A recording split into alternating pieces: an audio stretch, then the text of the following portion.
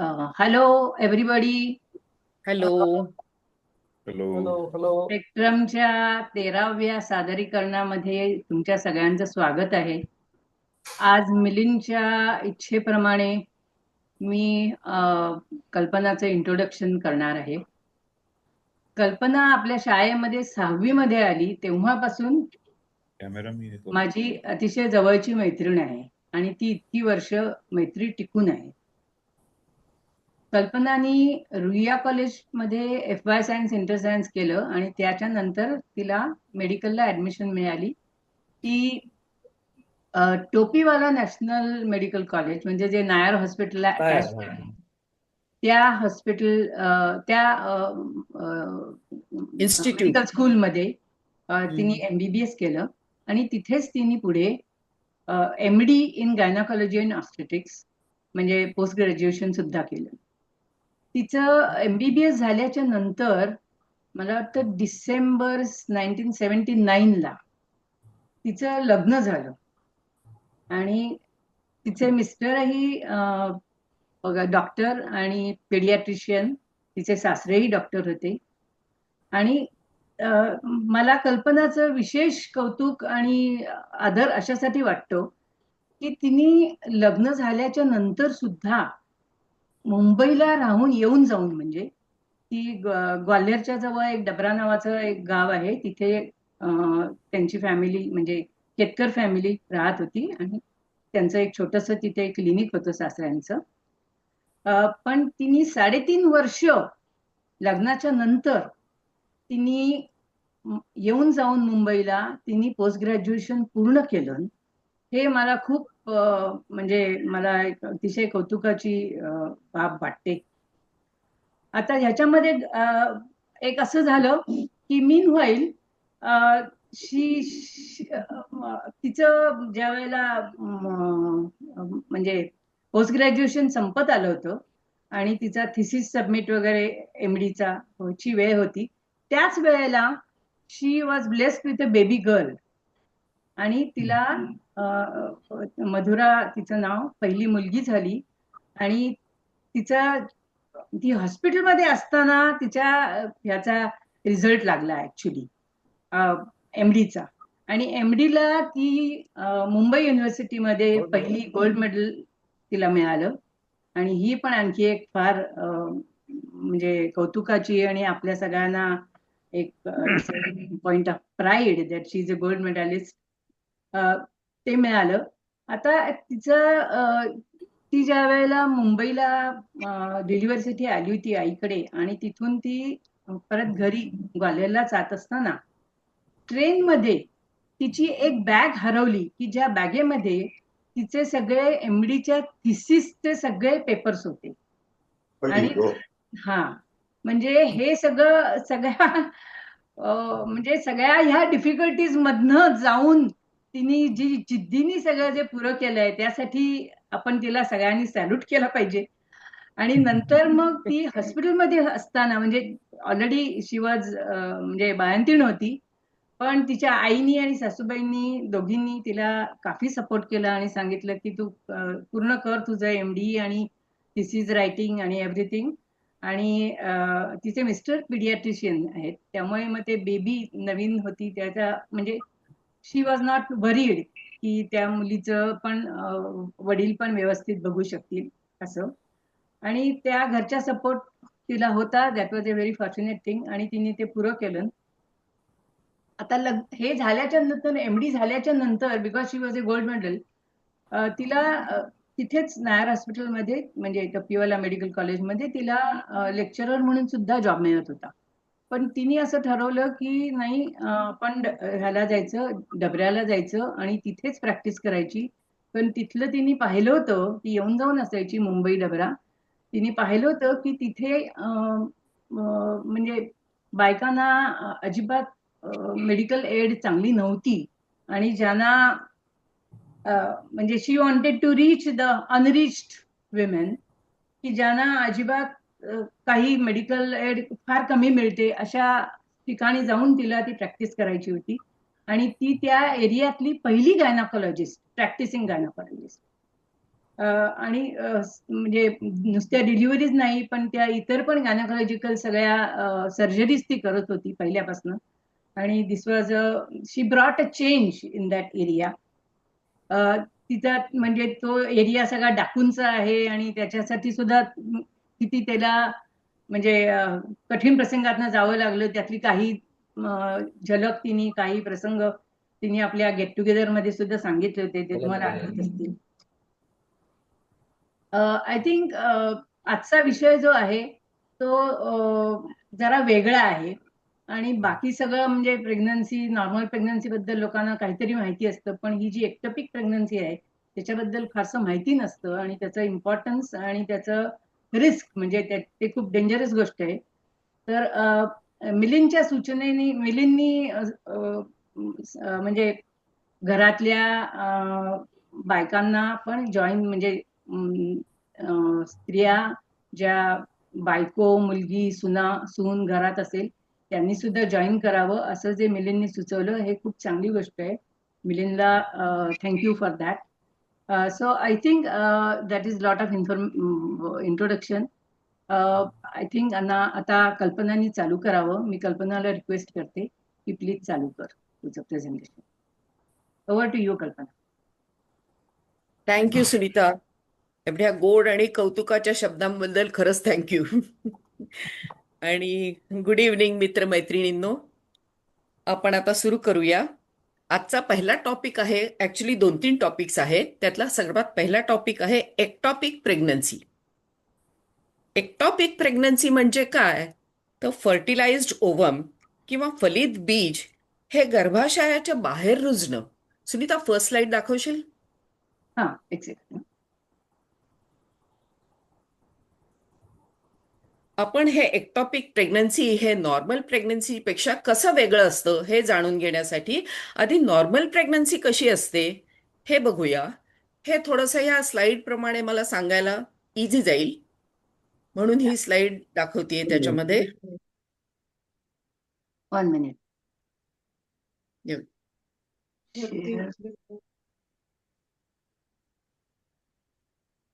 नाही, फर्स्ट. हो,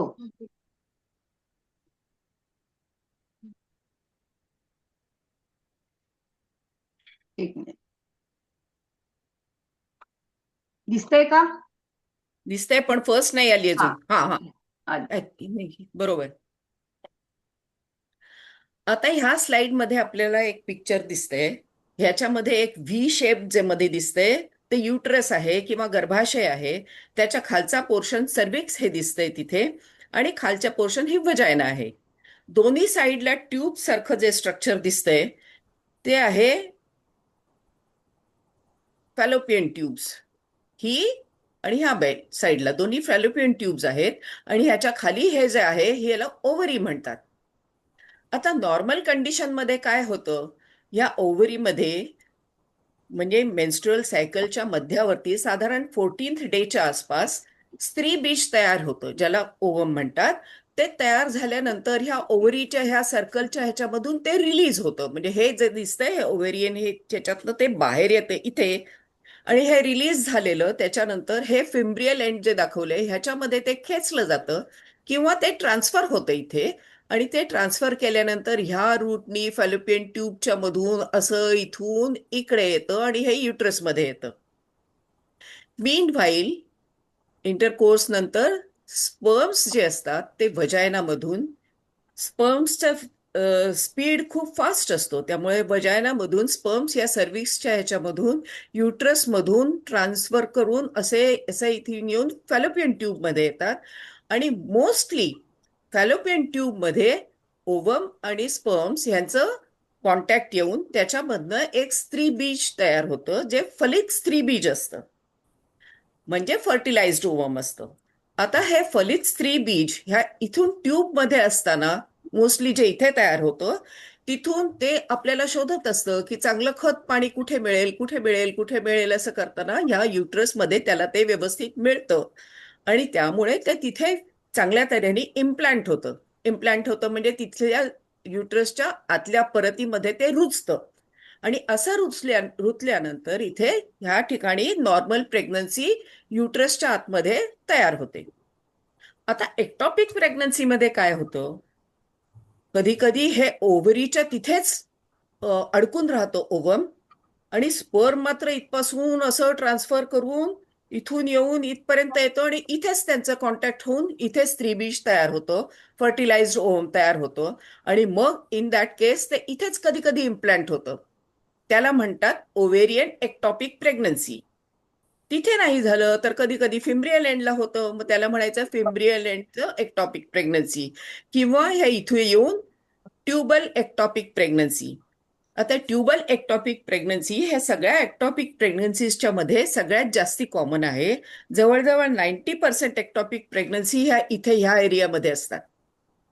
कधी कधी ह्या इथून येऊन इस्थमस ह्याचा जो छोटासा भाग असतो युट्रसचा त्याच्यामध्ये येतात, आणि तिथे येऊन तिथे इम्प्लांट झालं तर त्याला इस्थमिक एक्टॉपिक प्रेग्नन्सी असं म्हणतात.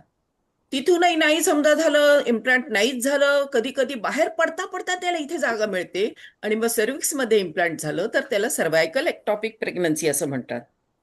आणि कधी कधी जे आधीचे सिझेरियनचे स्कार असतो त्याच्यामध्ये हे इथे हा जो आडवा दाखवलाय हा सिझेरियनचा स्कार आहे, त्याच्यामध्ये ह्या ठिकाणी त्या स्कारच्या मधून गॅप मधून ते बाहेर येऊन हे स्कारच्या जवळ प्रेग्नन्सी होते आणि त्याला सिझेरियन स्कार प्रेग्नन्सी असं म्हणतात.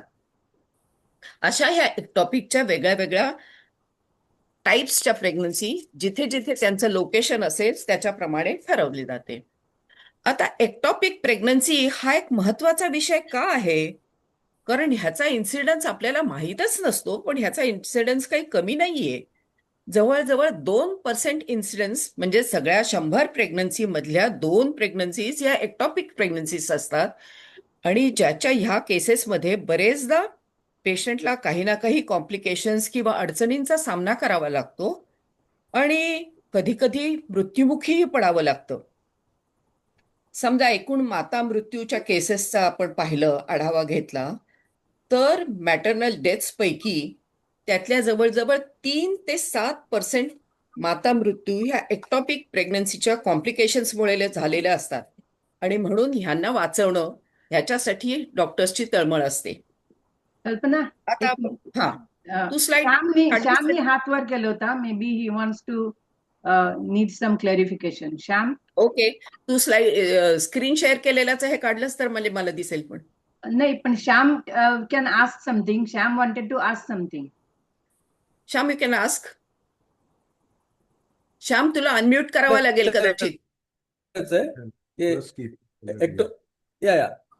ectopic म्हणजे anything other. Ectopic means anything other than uterine, term anything other than normal pregnancy is uterine one. So anything other than that is first ectopic, depending upon where it takes place and so on. हो, not in the uterus, outside the uterus. Anything is outside, ectopic. outside, yeah. ठीक आहे, that is called ectopic pregnancy. ठीक आहे. आता ह्याच्यामध्ये एवढा maternal डेथचा effect असल्यामुळे त्याच्या कॉम्प्लिकेशन्समुळे आपल्याला हे प्रिव्हेंट कसं करता येईल ह्याच्याकडे डॉक्टर्सचं लक्ष नेहमीच असतं. आता ह्याच्याकडे आपण ह्याची लक्षणांकडे बघूया. सुनीता, तू स्क्रीन शेअर करायचं हे केलंस बंद स्लाइड तरी चालेल, ओके म्हणजे मला सगळं दिसतील. हा, ओके. तर ह्याच्या लक्षणांमध्ये कसं असतं, सुरुवातीला पेशंटला पिरियड मिस होतो, किंवा पिरियड डिले होऊन नंतर थोडंसं ब्लिडिंग होतं, किंवा कधी कधी स्पॉटिंग सारखं होतं, कधी कधी नुसतीच मळमळ होते, कधी पोटात दुखणं होतं, किंवा कधी जास्त होतं. आणि आता ह्या सगळ्याच गोष्टी नॉर्मल प्रेग्नन्सीमध्ये पण तशाच आढळतात बऱ्याचशा प्रमाणात. त्यामुळे ह्या स्थितीमध्ये नॉर्मल प्रेग्नन्सी शिवाय ही एक्टॉपिक प्रेग्नन्सी आहे हे बरेचदा मिस होतं, ते लक्षातच येत नाही. आणि त्यामुळे डॉक्टर्सचं हे हाय ग्रेड ऑफ सस्पिशन असायला लागतं, तेव्हाच ही प्रेग्नन्सी ह्या कंडिशनमध्ये व्यवस्थित तऱ्हेने डायग्नोज होऊ शकते. इव्हेंच्युअली जर का एक्टॉपिक प्रेग्नन्सी ह्या कंडिशनमध्ये आत्ताच्या सुरुवातीच्या ह्याच्यात नाही झाली तर त्याच्यामध्ये पुढे पुढे काही विपरीत स्थिती उद्भवते आणि इव्हेंच्युअली म्हणजे काही दिवस उलटण्यानंतर ती एक्टॉपिक प्रेग्नन्सी जी असते ती फुटण्याची शक्यता असते. आता ह्या पेशंटला आपण पोटात दुखतं किंवा खूप शॉकमध्ये जाते, पोटात रक्त गोळा होतं, असं सगळ्या ह्या कंडिशन्समध्ये वाचवण्यासाठी डॉक्टरचं काम आहे की त्याला वेळीच डायग्नोज करून त्याची ट्रीटमेंट केली जावी. आता ह्याच्या डायग्नोसिसमध्ये सगळ्यात मोठा महत्वाचा भाग आहे अल्ट्रासोनोग्राफीचा. एक अल्ट्रासोनोग्राफीची स्लाइड आहे, ती दाखवशील सुनीता? हा, ओके. त्यावरून क्लिक केलंस तर तिथे होईल कर्सर पेक्षा.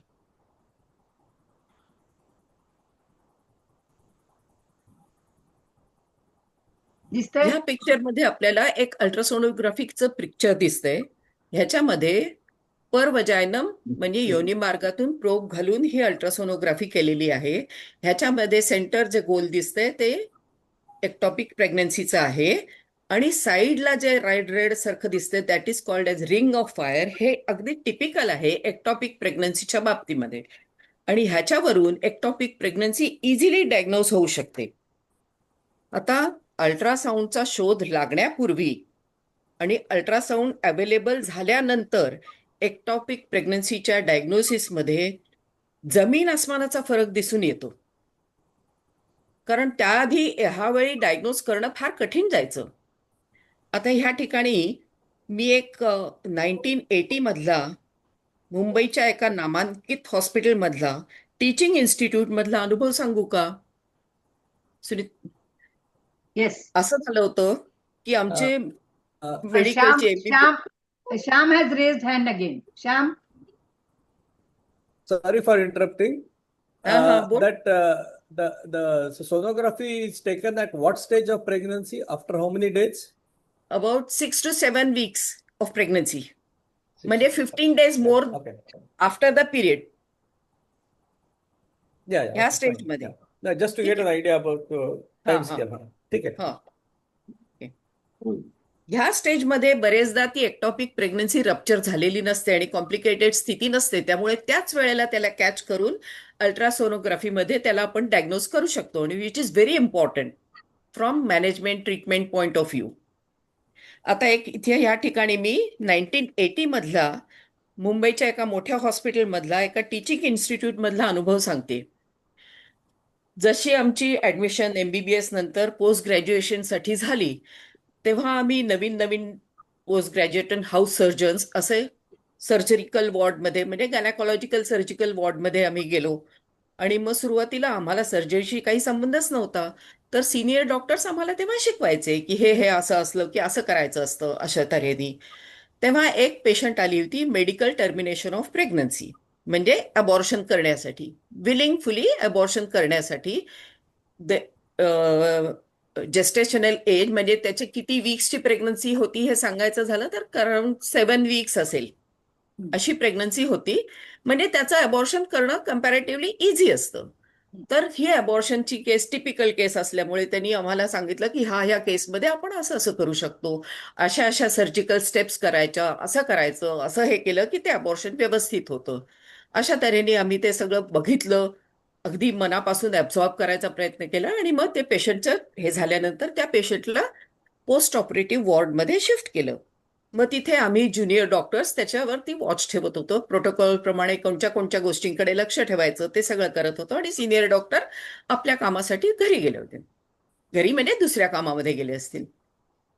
तर त्याच्यात वॉच करता करता एक 2-3 तासामध्ये आम्हाला असं दिसलं, म्हणजे मीच वॉच करत होते म्हणून माझ्या एवढं लक्षात आहे की पेशंटची सडनली पल्स रेट खूपच वाढतोय, म्हणजे विदाऊट एनी रिझन असं मला वाटलं.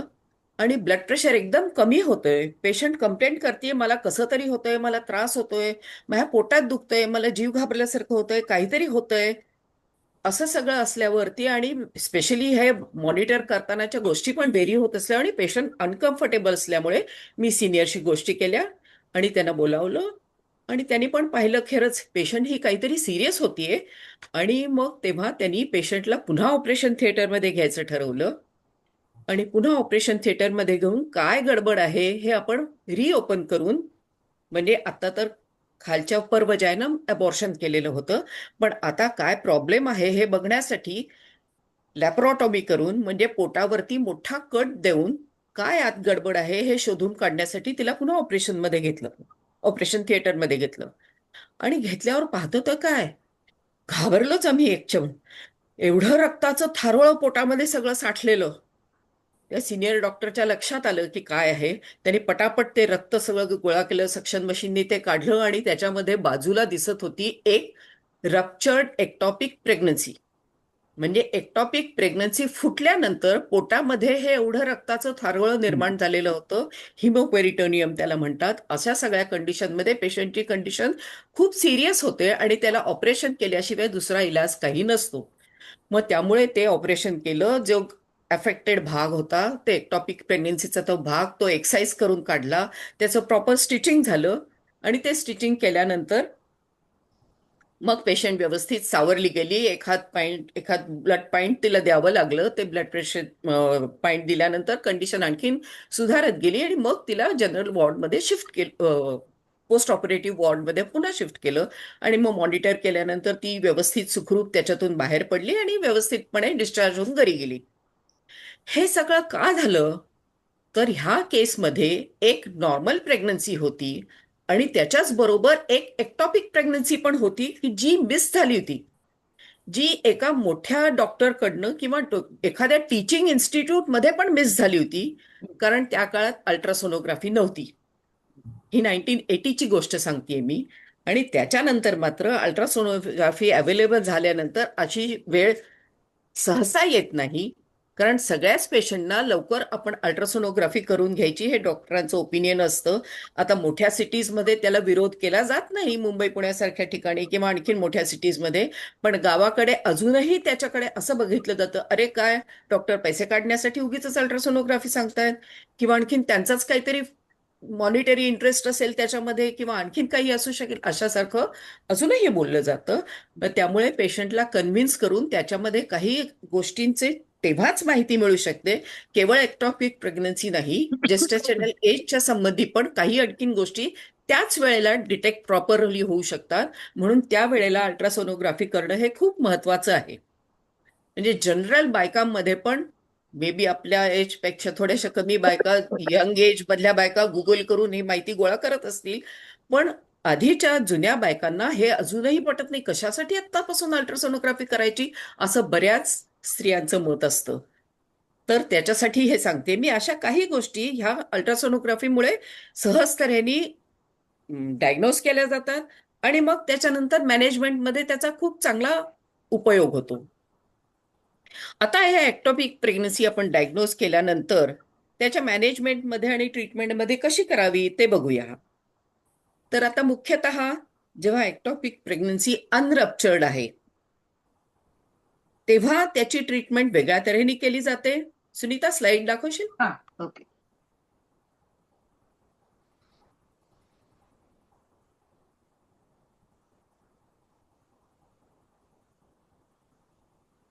थांबा एक मिनिट. हीच ना अनरप्चर्ड? हीच हो, आहे. हीच बरोबर आहे. हा.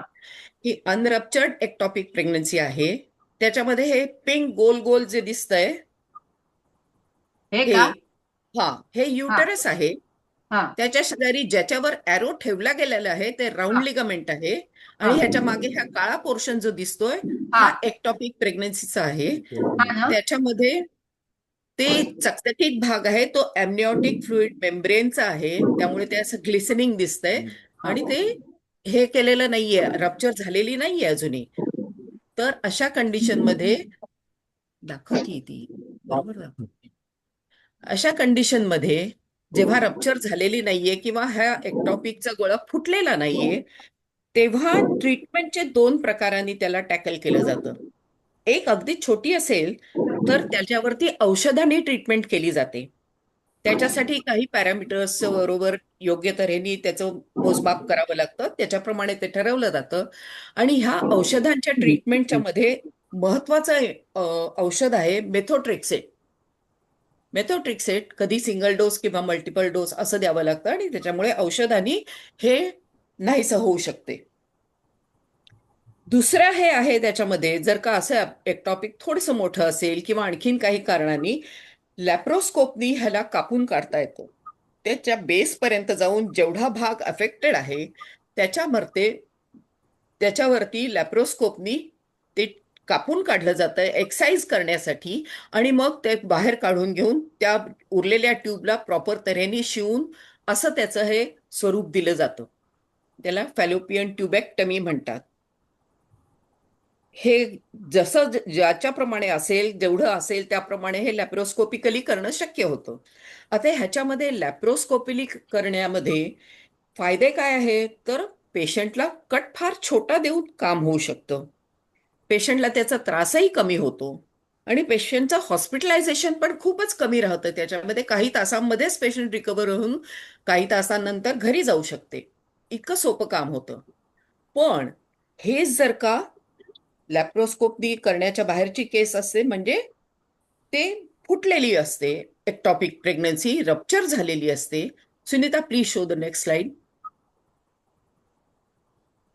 सुनीता, हो, ही रप्चर्ड आहे. हा.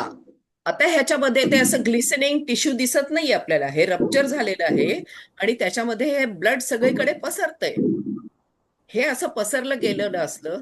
ह्याच्या पुढची पण स्लाइड दाखव सुनीता. हा.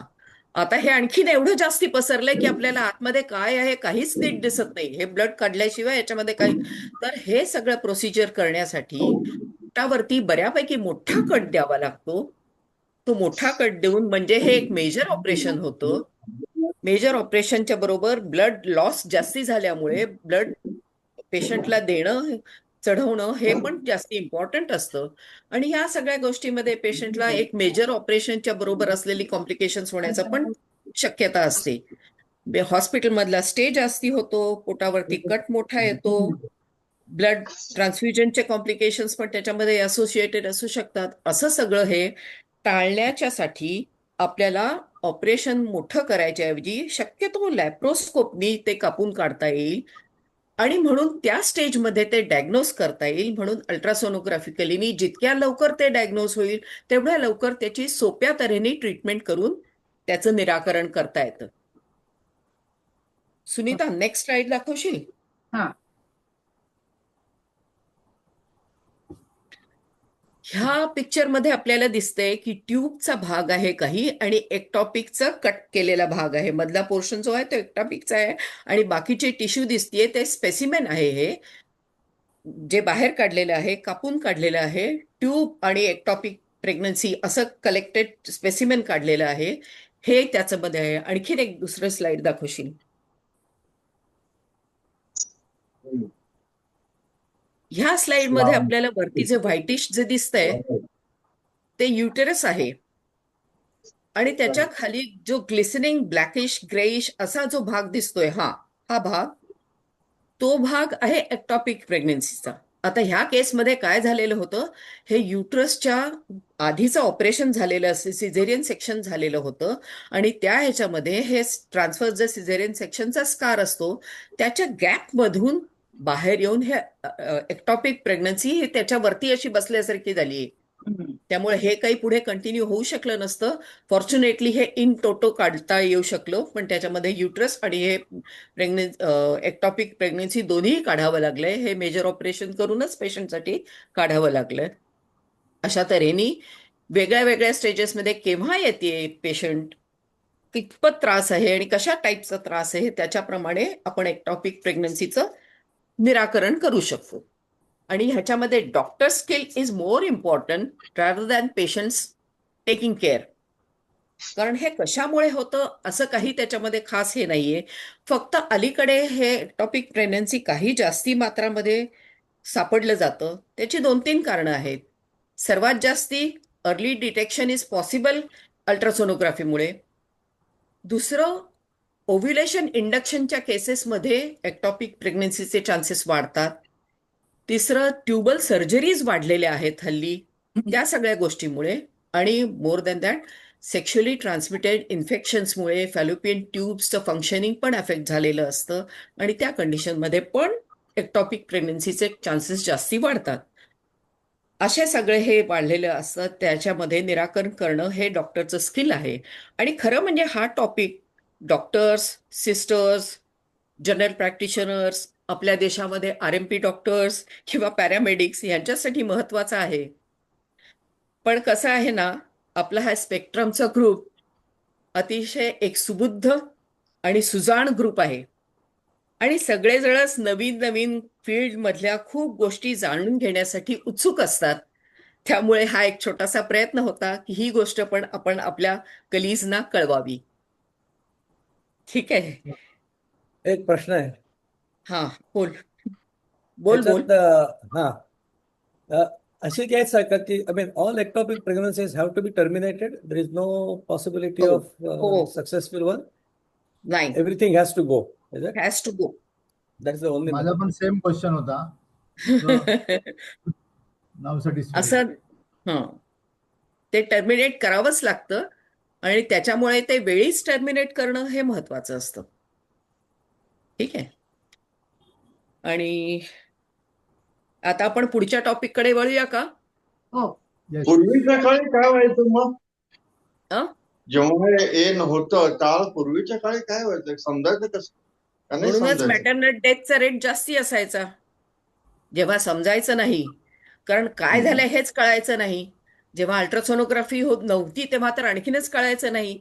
मग जसं मी 1980 मधल्या एका केसचं उदाहरण दिलं की काय झालंय म्हणून ओपन करण्यासाठी मोठं एवढं ओपन केलं, पण ही सगळी सोय एखाद्या टीचिंग इन्स्टिट्यूटमध्ये लगेच अवेलेबल असू शकते.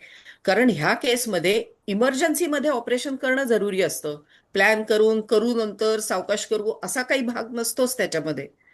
आणि ते इमर्जन्सीमध्ये करावं लागत नाही, नाही. असल्यामुळे बऱ्याच आणखी ठिकाणी काही मॅटर्नल वयाची डेथ्स होतात त्याच्याही ह्याच्यामध्ये. पूर्वी- त्याच्याही पूर्वी त्या कसं काय करायचं? म्हणजे का ते डेथच हे एकच ते म्हणजे काय म्हणतात त्या आईचा आणि मुलाचा मृत्यू हे एक ठरलेलंच होतं म्हणजे.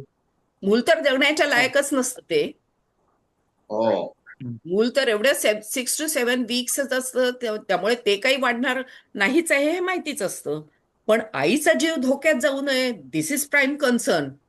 This is more important point of concern. ह्या याचा एक्टॉपिक पर्सेंटेज किती आहे? प्रेग्नन्सीच्या याच्यामध्ये रिपीट एक्टॉपिक प्रेग्नन्सीचा रेट पण फार कमी नाहीये. तोही 15% आसपास आहे रिपीट एक्टॉपिक प्रेग्नन्सी. दॅट्स हाय. त्यामुळे ही एक दॅट इज हाय. आणि त्यामुळे ह्या गोष्टीकडे आपण दुर्लक्ष करून अरे काहीतरी असेल असंच करून चालणार नाही. एक महत्वाची बाब आहे, त्याचं वेळीच निदान होणं आणि निराकरण होणं, त्याची ट्रीटमेंट होणं हे जास्ती महत्वाचं आहे. ठीक आहे. पण हा याच्यात श्याम काहीतरी overall- म्हणतोय बहुतेक. Yeah, Overall- one Shyam more काय? question. हा, बोल. Yeah, one more question. हा. आता समजा this is done at some 6th or 7th week, you said, right? The standard protocol will be to do ultrasound around that time. And suppose you miss that. And pregnancy Suppose if still- it is missed, will still then continue. Does that eventually, happen? Because then then you are not doing ultrasound again. no, you can, There then is no it is second done. screening, right? You See, can, but eventually, then it ruptures. yeah. When it Then there's a ruptures, then the complication. patient complains. Yeah, okay. तेव्हा तर patient complaint करते. आणि मग patient complaint केल्यानंतर पुन्हा repeat ultrasound Then होईलच किंवा sure, काय आहे ते yeah. माहिती करून घेण्यासाठी केलं जाईल. पण we want to get it clear Sure, before the patient comes in emergency. That So is does more this happen important. does this happen that it is missed sometime? It does. Ultrasound misses it sometime?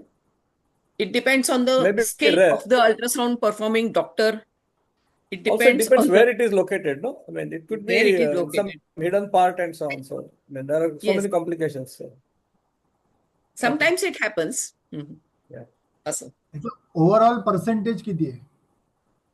Ectopic प्रेग्नन्सीचं हा, 2% आहे. Okay. म्हणजे about 19 to 20 in 1,000 patient, 1,000 pregnant patients. म्हणजे it is 2% also not less. high. It is also high. It is also high. त्यामुळे हे एक लक्षात घेण्याचा point आहे. आणि आपल्या माहितीतल्या, आपल्या ह्याच्यातल्या असल्या सगळ्या लोकांना तरी आपण हे पोचवू शकू की असं असं असतं. म्हणून हा टॉपिक एक आज उघडला गेला आपल्या इथे. व्हेरी गुड, ठीक आहे. Very good. म्हणजे आता बेसिकली दुसऱ्या टॉपिक कडे वळणार आहे मी. किती महत्वाची आहे हे सगळं कळलं. हा. हा. म्हणजे अल्ट्रासोनोग्राफी करणं किती अर्ली गरजेचं आहे? Detection is Yes, most important. आणि ह्याच्यामध्ये डॉक्टरचं skill is more important. High degree of suspicion is more important from doctors point of view असं. आणि skill of course to manage it असं. एकदा एक माझ्याकडे पण अशी पेशंट आलेली होती. एक छोट्याशा गावामध्ये असल्यामुळे मी त्या पेशंटला पाठवलं होतं ग्वाल्हेरला अल्ट्रासाऊंड करून घ्यायला. ही असेल 86-87ची गोष्ट असेल, जेव्हा इथे अल्ट्रासोनोग्राफी ग्वाल्हेरमध्ये टीचिंग हॉस्पिटलमध्ये अवेलेबल झाली. आणि त्याच्यानंतर मग तेव्हा म्हणजे इथल्या लोकांना तेव्हा अजून अल्ट्रासोनोग्राफीची ग्वाल्हेरमधल्या डॉक्टर्सना पण एवढी सवय नव्हती. पण माझ्या पेशंट्स खूप जायच्या तेव्हा अल्ट्रासोनोग्राफी करण्यासाठी. आणि जे समजतील, जे समजदार पेशंट असतील ते तरी जायचे.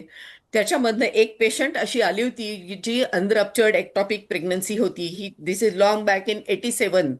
आणि तेव्हा पण तिला इथे परत आल्यानंतर तिने रिपोर्ट दाखवल्यानंतर तिला लॅप्रोस्कोपनी तिचं ट्युबल एक्सिजन केलं आणि she was survive and with small incision that could be done.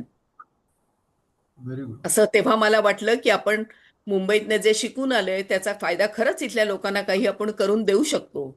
असं एक मनात सॅटिस्फॅक्शन जे असतं ते झालं. फार छान. येस. आता एका दुसऱ्या टॉपिक कडे वळतीये. ह्याचं बद्दलची बऱ्याच आणखीन एक बायकांना. प्रश्न आहे. हा, आणखीन एक बोल. प्रश्न आहे. पण हा. माझा नाही इरावतीचा हात दिसता वरती दिसला. अच्छा अच्छा, बोल इरावती. म्हणजे केदार का? हो, केदार. केदारची हा, मित्र. बोल होय केदार, होय हा बोल. हा हा. topic आहे, याच्यामध्ये प्रेग्नन्सी मध्ये what is the exact role of chlorpromazine? Exact काय रोल ऑफ काय विचारलं? क्लोरप्रोमाझिन, एक्झॅक्ट कळलं नाही. Role of chlorpromazine. Chlorpromazine. Chlorpromazine. Chlorpromazine फ्लोर हा लार्जेक्टिल. प्रेग्नन्सीमध्ये ते सायकोलॉजिकल डिप्रेशनच्या ह्याच्यामध्ये वापरलं जातं. एरवी तर त्याचा इफेक्ट हे काही यूज जास्ती नाहीये. नाही, it affects the Post- blood pressure levels ना. नाही, त्याच्यासाठी ते वापरलं जात नाही. आता सायकोलॉजिकली डिप्रेस्ड पेशंट्समध्ये पोस्ट नेटली म्हणजे डिलिव्हरी झाल्यानंतर जेव्हा डिप्रेशनच्या पेशंट्स जातात, आई जेव्हा डिप्रेशनमध्ये जाते आणि प्रॉब्लेम्स असतात त्यावेळेला त्याचा यूज जास्ती केला जातो. बाकी आणखीन कुठल्या गोष्टीमध्ये नाही. Not during pregnancy. Okay okay okay. ठीक आहे. आता पुढे आपण जाऊया एका दुसऱ्या टॉपिककडे, जोही आणखीन एक महत्वाचा विषय आहे. एका कॉमनली आढळणाऱ्या कंडिशन बद्दल माहिती सांगू इच्छिते. फायब्रॉइड. फायब्रॉइड म्हणजे गर्भाशयात वाढणारी गाठ किंवा गर्भाशयात वाढणाऱ्या गाठी. आता मी माझ्या प्रॅक्टिसमध्ये हे पाहिलंय, बऱ्याच बायकांना फायब्रॉइड म्हटलं की अरे बापरे, आता ऑपरेशन करावं लागणार की काय, अशी एक भीती असते मनामध्ये. तर आपण थोडंसं जाणून घेऊया की फायब्रॉइड ही एक प्रकारची गर्भाशयात उद्भवणारी गाठ आहे. आणि ही कधी कधी गर्भाशयाच्या आत असते, कधी कधी गर्भाशयाच्या मसल टिश्यूमध्ये असते किंवा कधी कधी बाहेर वाढणारी असते. ही एक फायब्रस टिश्यूची गाठ असते. आणि ही गाठ केवढी आहे, कुठल्या भागात आहे, म्हणजे दुसऱ्या कुठल्या भागावर त्याचं प्रेशर पडतंय का, किंवा ती किती फास्ट वाढतीये का स्लो आहे, किंवा आहे तशीच कंटिन्युअस तशीच राहिलीये, ह्या सगळ्या गोष्टींवर ह्याची उपचाराची पद्धती अवलंबून असते. आता फायब्रॉइड हे सुद्धा स्त्रियांमध्ये आढळणारी एक खूप कॉमन गोष्ट आहे. इन्सिडेन्स सांगायचा झाला तर जवळजवळ 30-40% स्त्रियांना शरीरामध्ये म्हणजे गर्भाशयामध्ये ही गाठ उद्भवते. That is very high percentage. Yes. 30-40% in ladies. आणि जास्ती कॉमन वय ह्याचं आहे 40 वर्षाच्या आसपास. 40 वर्षाच्या आसपास मोस्ट कॉमन असलं तरी 30 ते 40 वर्षांमध्ये पण कधी कधी हे दिसतं आणि कधी कधी 45-50 वर्षाच्या मध्ये पण हे दिसतं. आता फायब्रॉइडच्या पेशंटमध्ये बरेचदा ही गाठ जेव्हा लहान असते तेव्हा ते लक्षात सुद्धा येत नाही. दुसऱ्या कुठल्या कारणासाठी अल्ट्रासाऊंड केला तर अरे फायब्रॉइडची पण एवढीशी गाठ आहे वाटतं असं होतं. म्हणजे this is also counted in that 30 to 40% of cases of fibroid. पण ती गाठ छोटी असल्यामुळे ती काही त्रासदायक नसते आणि ती पडली राहिली तरी काही त्याच्याशी करण्याची जरूर नसते.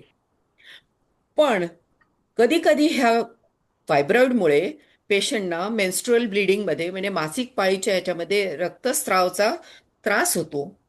कधी कधी हे ब्लिडिंग जास्त होतं म्हणजे पिरियड्सच्या दरम्यान, किंवा कधी कधी बरेच दिवस टिकून राहतं, कधी कधी खूप इरेग्युलर होतं, किंवा कधी कधी 2-3 महिने होतही नाही, किंवा कधी पोटात दुखतं, कधी कळ मारल्यासारखं खूप जास्ती दुखतं, तर कधी कधी सतत ठुसठुसत राहतं, कधी कधी युरिनच्या सतत बाथरूमला जाण्याची इच्छा होत राहते आणि फ्रिक्वेन्सी वाढते. अशा बऱ्याच गोष्टी ह्या फायब्रॉइडमुळे होत असतात. पण सगळ्यात आधी आपण हे जाणून घेऊया की फायब्रॉइडच्या ह्या गाठी कॅन्सरच्या नसतात. हम्म. ह्या सिंपल फेन फायब्रॉइड टिश्यूच्या असतात आणि त्याच्यामुळे ह्या नॉन कॅन्सरस ग्रोथ असल्यामुळे कुठलं तरी ट्यूमर झालं की त्याचं ऑपरेशन करायचं असं भ्रम मनात पाळण्यात अजिबात गरज नाहीये. काहीही घाबरून जायची जरूर नाहीये, कारण फायब्रॉइड आहे म्हणजे ऑपरेशन लागणार हा भ्रम अजिबात बाळगू नये. मग आता फायब्रॉइडच्या ह्याच्यामध्ये डॉक्टर उगीचच सांगतात की काय ऑपरेशन करायला हवं असं असं वाटतं. तर मग हे ऑपरेशन केव्हा करावं लागतं? तर पिरियड मधला रक्तस्राव खूपच जास्ती असेल आणि तो औषधांनी कंट्रोल होत नसेल, बरेचदा ते औषधांनी कंट्रोल होतं, मग तेव्हा ते फायब्रॉइडची ऑपरेशन करायची जरूर नसते, कारण ती गाठ जरी पडली राहिली शरीरामध्ये तरी नॉन कॅन्सरस असल्यामुळे ती काही फारसा त्रास देणारी ठरू शकत नाही. पण औषधांनी ह्या सिम्पटम्स काही कंट्रोल होत नसतील तर त्याचं ऑपरेशन करावं लागतं. आता ही गाठ एवढी मोठी असेल की ज्याच्या प्रेशर इफेक्ट्समुळे दुसरे आणखीन काही त्रास उद्भवत आहेत, काही अडचणी निर्माण होत आहेत, जसं युरिन किंवा आणखीन कुठे पेन होतंय, अशा टाईपच्या काही आणखीन गोष्टी होत असतील तर हे ऑपरेशन करून गाठ काढावी लागते. तिसरी गोष्ट, ही गाठ जर का खूप झपाट्याने वाढणारी असेल तर ती काढलेली बरी, कारण ह्या अशा झपाट्याने वाढणाऱ्या फायब्रॉइड्समध्ये कधी कधी मॅलिग्नंट म्हणजे कॅन्सरस होण्याची शक्यता असते. डेफिनेटली नाहीये ते सुद्धा, पण अशी शक्यता असते. अर्थात ह्याचं प्रमाण खूप निग्लिजिबल आहे. आणि आणखीन एका गोष्टीमध्ये ऑपरेशन करायची जरूर लागते, जसं मी म्हटलं 30 ते 40 या वर्षाच्या वयोगटामध्ये पण फायब्रॉइड्स होतात. तर त्या ह्या लवकर झालेल्या असल्या तर चाइल्ड बेअरिंगमध्ये म्हणजे गर्भधारणेवरती ह्या गाठींचा परिणाम होत असेल आणि त्याच्यात काही अडचण येत असेल तर त्याचं ऑपरेशन करावं लागतं. आणि हो, एक आणखीन सांगायचं म्हणजे ऑपरेशन करायचं म्हणजे फायब्रॉइड आणि युट्रस दोन्ही काढून टाकायचं असा एक जनमानसात समज आहे असं मला वाटतं. तर असं काही नाहीये. फायब्रॉइडच्या ह्याच्यामध्ये कधी कधी युट्रस आणि फायब्रॉइड दोन्ही काढून टाकावं लागतं, कारण युट्रसचा पण उपयोग नसेल तर ते ठेवण्यात आणि पुन्हा आणखीन चान्स देण्यात फायब्रॉइड होण्याचं काही जरूर नाही. पण बऱ्याचदा जसं स्पेशली चाइल्ड बेअरिंग एजमध्ये असेल तर नुसतीच फायब्रॉइडची गाठ काढता येते आणि तेही ऑपरेशन करण्यात येतं. तर त्याच्यामुळे आपण हा भ्रम अजिबात मनातनं काढून टाकायला हवा की फायब्रॉइड म्हणजे ऑपरेशन आणि आता काय होतंय, आता कॅन्सर होतोय की काय, असं अजिबात नाहीये. त्यामुळे ही भीती आपल्या आत असलेल्या सगळ्यांनीच काढून टाकावी. आणि जेव्हा डॉक्टर सांगतायत ऑपरेशन ते काही वेगळ्या कारणाने असू शकते, नॉट नेसेसरीली मॉनिटरी गेन्स. या थँक्यू कल्पना फॉर दिस. कारण आता आपण सगळे अशा वयाचे आहोत की आपल्याला प्रेग्नन्सी रेलेव्हंट नाहीये, पण फायब्रॉइड्स आपल्या सगळ्यांना म्हणजे कधी ना कधी फेस करावं लागलंय किंवा हा होतं किंवा हा एकमेकांच्या याच्यामध्ये त्यामुळे त्याची. It is more relevant to us. So yeah thank you for clarifying that. Thanks एक मिनिट एक मिनिट हा, मला बोल. एक प्रश्न होता हा, की फायब्रॉइड जे असतं ते खाण्यापिण्याचा त्याचा त्यावरती काही संबंध आहे का त्याच्याशी? का नाही, नॉनव्हेज, व्हेज किंवा असं कुठल्याही ह्याच्यावरती डिपेंडेंट भारतामध्ये नाहीये. अमेरिकेमध्ये? असं कुठल्याही ह्याच्यावरती किंवा डिपेंडंट नाहीये. पण अच्छा. काही काही ह्याच्यामध्ये इन्सिडन्स त्याचा जास्ती असतो हायपरटेन्शन, थायरॉइडच्या डिसऑर्डर्समध्ये असतं आणि हे थोडंसं इस्ट्रोजन डिपेंडंट आहे, पण नॉट नेसेसरीली. पण इस्ट्रोजनची लेवल जेव्हा जास्ती असते तेव्हा फायब्रॉइडचं होतं, किंवा फायब्रॉइड पण आहे आणि त्याच्यामध्ये प्रेग्नन्सी झाली तर त्या कंडिशनमध्ये जसं प्रोजेस्ट्रॉनचे लेवल्स वाढत जातात त्या कंडिशनमध्ये फायब्रॉइडची प्रोग्रेस होणं रिग्रेस होतं. हम्म.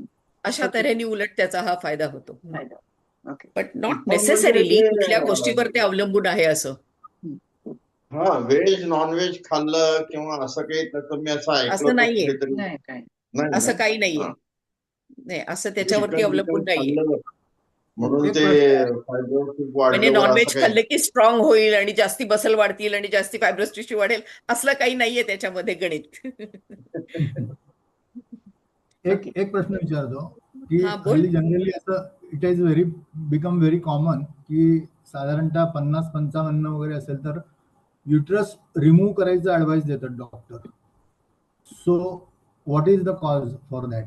म्हणजे हे कुठल्या स्टेजला असं डिसाईड करतात की बाबा आता तुम्हाला आता it is better to remove the uterus वगैरे असं? म्हणजे नाही, मी इट इज बेटर तर रिमूव्ह द युट्रस हे असं कधीच करण्याची जरूर नसते, अनलेस युट्रस मध्ये काही कॉम्प्लिकेशन्स आहेत. ओके जसं ब्लिडिंगच्या संबंधी काही कॉम्प्लिकेशन्स आहेत जे मेडिसिननी ट्रीट केल्या जाऊ शकत नाहीयेत. दुसरं काही कंडिशन्समध्ये असं सायटॉलॉजिकल एक्झामिनेशन मध्ये किंवा बायोप्सीच्या ह्याच्यामध्ये may be suspicion of cancer असं असलं तर त्याचं निराकरण करण्यासाठी जर का 40-50च्या एजमध्ये हे असं आढळून आलं तर आता युट्रसची काही जरूर नाहीये, त्यामुळे ते काढून टाकलेलं बरं. हा एक अप्रोच असू शकतो. ओके इथे मला एक गोष्ट किंवा फायब्रॉइड युट्रस प्लेसमेंटच्या फायब्रॉइड ह्याच्यामध्ये फक्त युट्रसचं प्रोलॅप्स झालेलं आहे जे हा प्रॉपर पोझिशन मध्ये नाहीये, किंवा अशा आणखीन दुसऱ्या काही कंडिशनसाठी त्याचा इफेक्ट होऊन युरिनचे त्रास होत आहेत, अशा काही प्रेशर इफेक्टसाठी पण ते काढायची जरूर कधी कधी भासते. इथे पण मला दुसरा एक खरं मला वय प्रश्न झालं होता. म्हणून युट्रस काढावं असं कधीच डॉक्टर सांगणार नाही.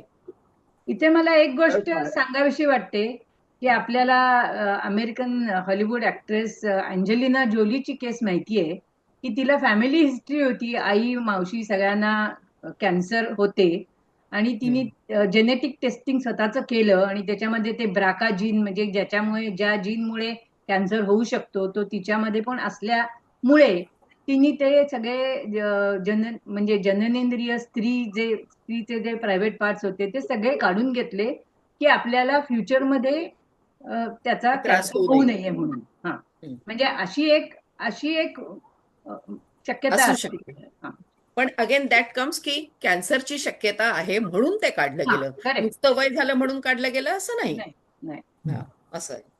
तसंच एक ब्रेस्ट कॅन्सरच्या लेमनचा बाबतीमध्ये प्रश्न पण आहे. आहे. हा, बोल. हा, लेमनचा प्रश्न आहे की फायब्रॉइड फक्त युट्रसलाच होतो का अजून कुठे होऊ शकतो? युट्रस जसं मगाशी चित्र दाखवलं हे एवढं मोठं आहे, त्याच्या आतल्या लेअरमध्ये होतं, मग त्या आतल्या पोकळीमध्ये वाढतं, किंवा युट्रसची जी मसल टिश्यू असते त्याच्या मध्येच असं वाढू शकतं, किंवा पेरिफरली असलं त्याला सबसिरस म्हणतात. म्हणजे पेरिफरल युट्रस एका ठिकाणी आहे आणि त्याच्या शेजारी असा हा एक गोळा वाढतो, असंही कंडिशन्स हा. असू शकतात. आणि अशा शेजारी वाढलेल्या गोळ्यामध्ये आणखीन एक कॉम्प्लिकेशन होण्याची शक्यता असते. हे जेव्हा गोळा हा असाच असतो तेव्हा त्याचा काही त्रास होत नाही, पण हा गोळा जेव्हा असा ट्विस्ट होतो, रोटेट हो. होतो, टॉर्क होतं त्याच्यामध्ये, तेव्हा सिव्हिअर पेन होतं आणि मग त्या कंडिशनमध्ये कधी कधी इमर्जन्सीमध्ये ऑपरेशन करावं लागतं. नाही, मला काय विचारायचं होतं की हे फक्त युट्रस फायब्रॉइडने वाढणारा गोळा ना मासाचा, तर तो फायब्रॉइड फक्त मध्ये युट्रसला गर्भाशयामध्ये वाढणारा गोळा. नाही, पण त्यांना म्हणायचं आहे की फायब्रॉइड फक्त युटेरस मध्ये किंवा युटेरसच्या बाहेर होतं का इतर पण कुठल्या अवयवात होऊ नाही, शकतं? दुसऱ्या हा. कुठल्या हे अवयवात मला फायब्रॉइड हे होत नाही.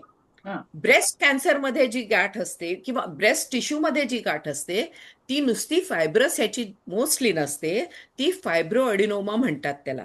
म्हणजे त्याच्यामध्ये सिरस ग्लँड्स पण मिक्स असतात आणि फायब्रस टिश्यू मिक्स असतं आणि त्याला फायब्रोएडिनोमा असं म्हणतात. ही फायब्रॉइड ही जी पर्टिक्युलर आहे ज्याच्यामध्ये फायब्रस टिश्यू असतात ही फक्त गर्भाशयामध्येच वाढते. ओके ठीक आहे. ओके आता आणखीन एका टॉपिककडे आपण वळूया. ते आहे मायक्रोकॅम्युरिझम इन फिमेल्स. हा खूप नवीन अभ्यास चाललेला असलेला टॉपिक आहे. आता कायम्युरिझम म्हणजे काय? तर एका व्यक्तीच्या शरीरात जेनेटिक दृष्टीने भिन्न व्यक्तींच्या पेशींची अल्प प्रमाणात उपस्थिती असते. एका व्यक्तीच्या ह्याच्यामध्ये नॉर्मली एकाच तऱ्हेचं DNA मटेरियल असतं, पण ह्याच्यामध्ये ह्या व्यक्तीच्या शरीरात जेनेटिक दृष्टीने वेगळ्या व्यक्तींच्या पेशींची अल्प प्रमाणात उपस्थिती असते. ह्याला म्हणायचं कायम्युरिझम. आता हे फिमेल्समध्ये मायक्रोकायम्युरिझम केव्हा होतं? तर हे कॉमनली होतं आईच्या बाबतीत, जेव्हा मुलगा गर्भाशयात असतो तेव्हा, किंवा डिलिव्हरीच्या वेळी होऊ शकतं. आणि काही प्रमाणात बाळाच्या पेशी ट्रान्सफर होतात आईच्या शरीरामध्ये. याला म्हणतात फिटो मॅटर्नल ट्रान्सफरन्स. त्याच्यामध्ये बाळाच्या शरीरातल्या काही पेशी प्लॅसेंटाच्या थ्रू, आईच्या गर्भाशयाच्या थ्रू आईच्या रक्तामध्ये जातात आणि त्याच्यामधून कुठल्या कुठल्या टिश्यूमध्ये डिपॉझिट होऊ शकतात.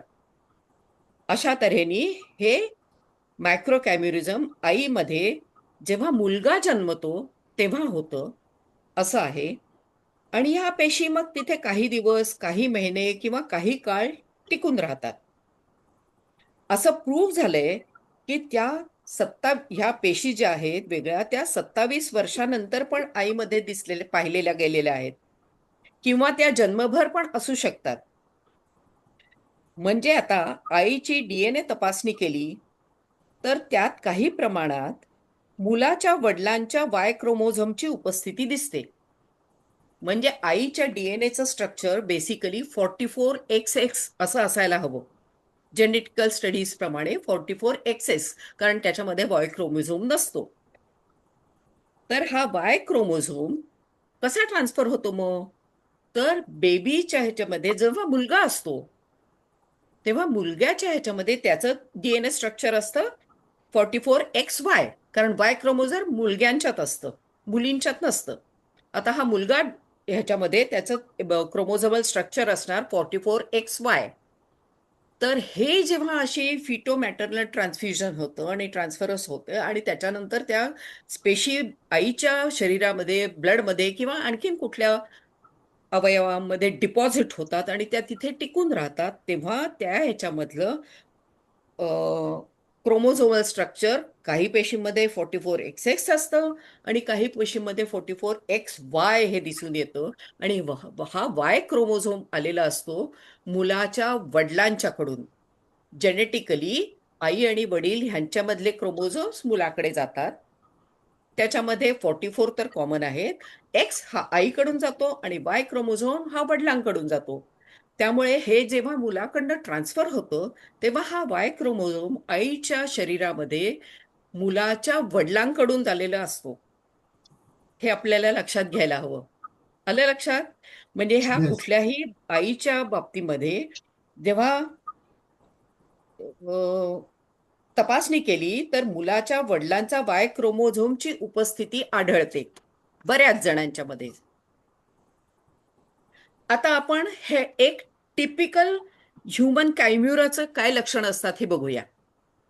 म्हणजे आता वेगळे वेगळे क्रोमोझोम्स त्याच्यामध्ये आले तर ह्याच्यामुळे काय लक्षणं टिपिकल कायम्युराची दिसतात हे आपण बघूया.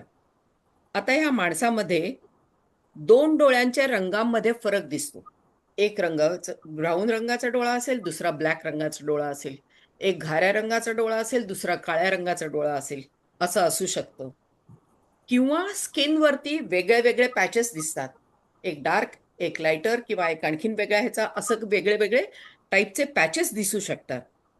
किंवा केसांमध्ये वेगळ्या वेगळ्या कलरचे दिसतात. वेगळ्या कलरचे म्हणजे काय, एक इकडे पुंजका डार्क कलरचा आहे, एक इकडे लाईट ब्राऊन कलरचे हेअर आहेत, असं वेगळ्या वेगळ्या तऱ्हेने पुंजक्यांमध्ये वेगळ्या वेगळ्या ठिकाणी असे दिसू शकतात.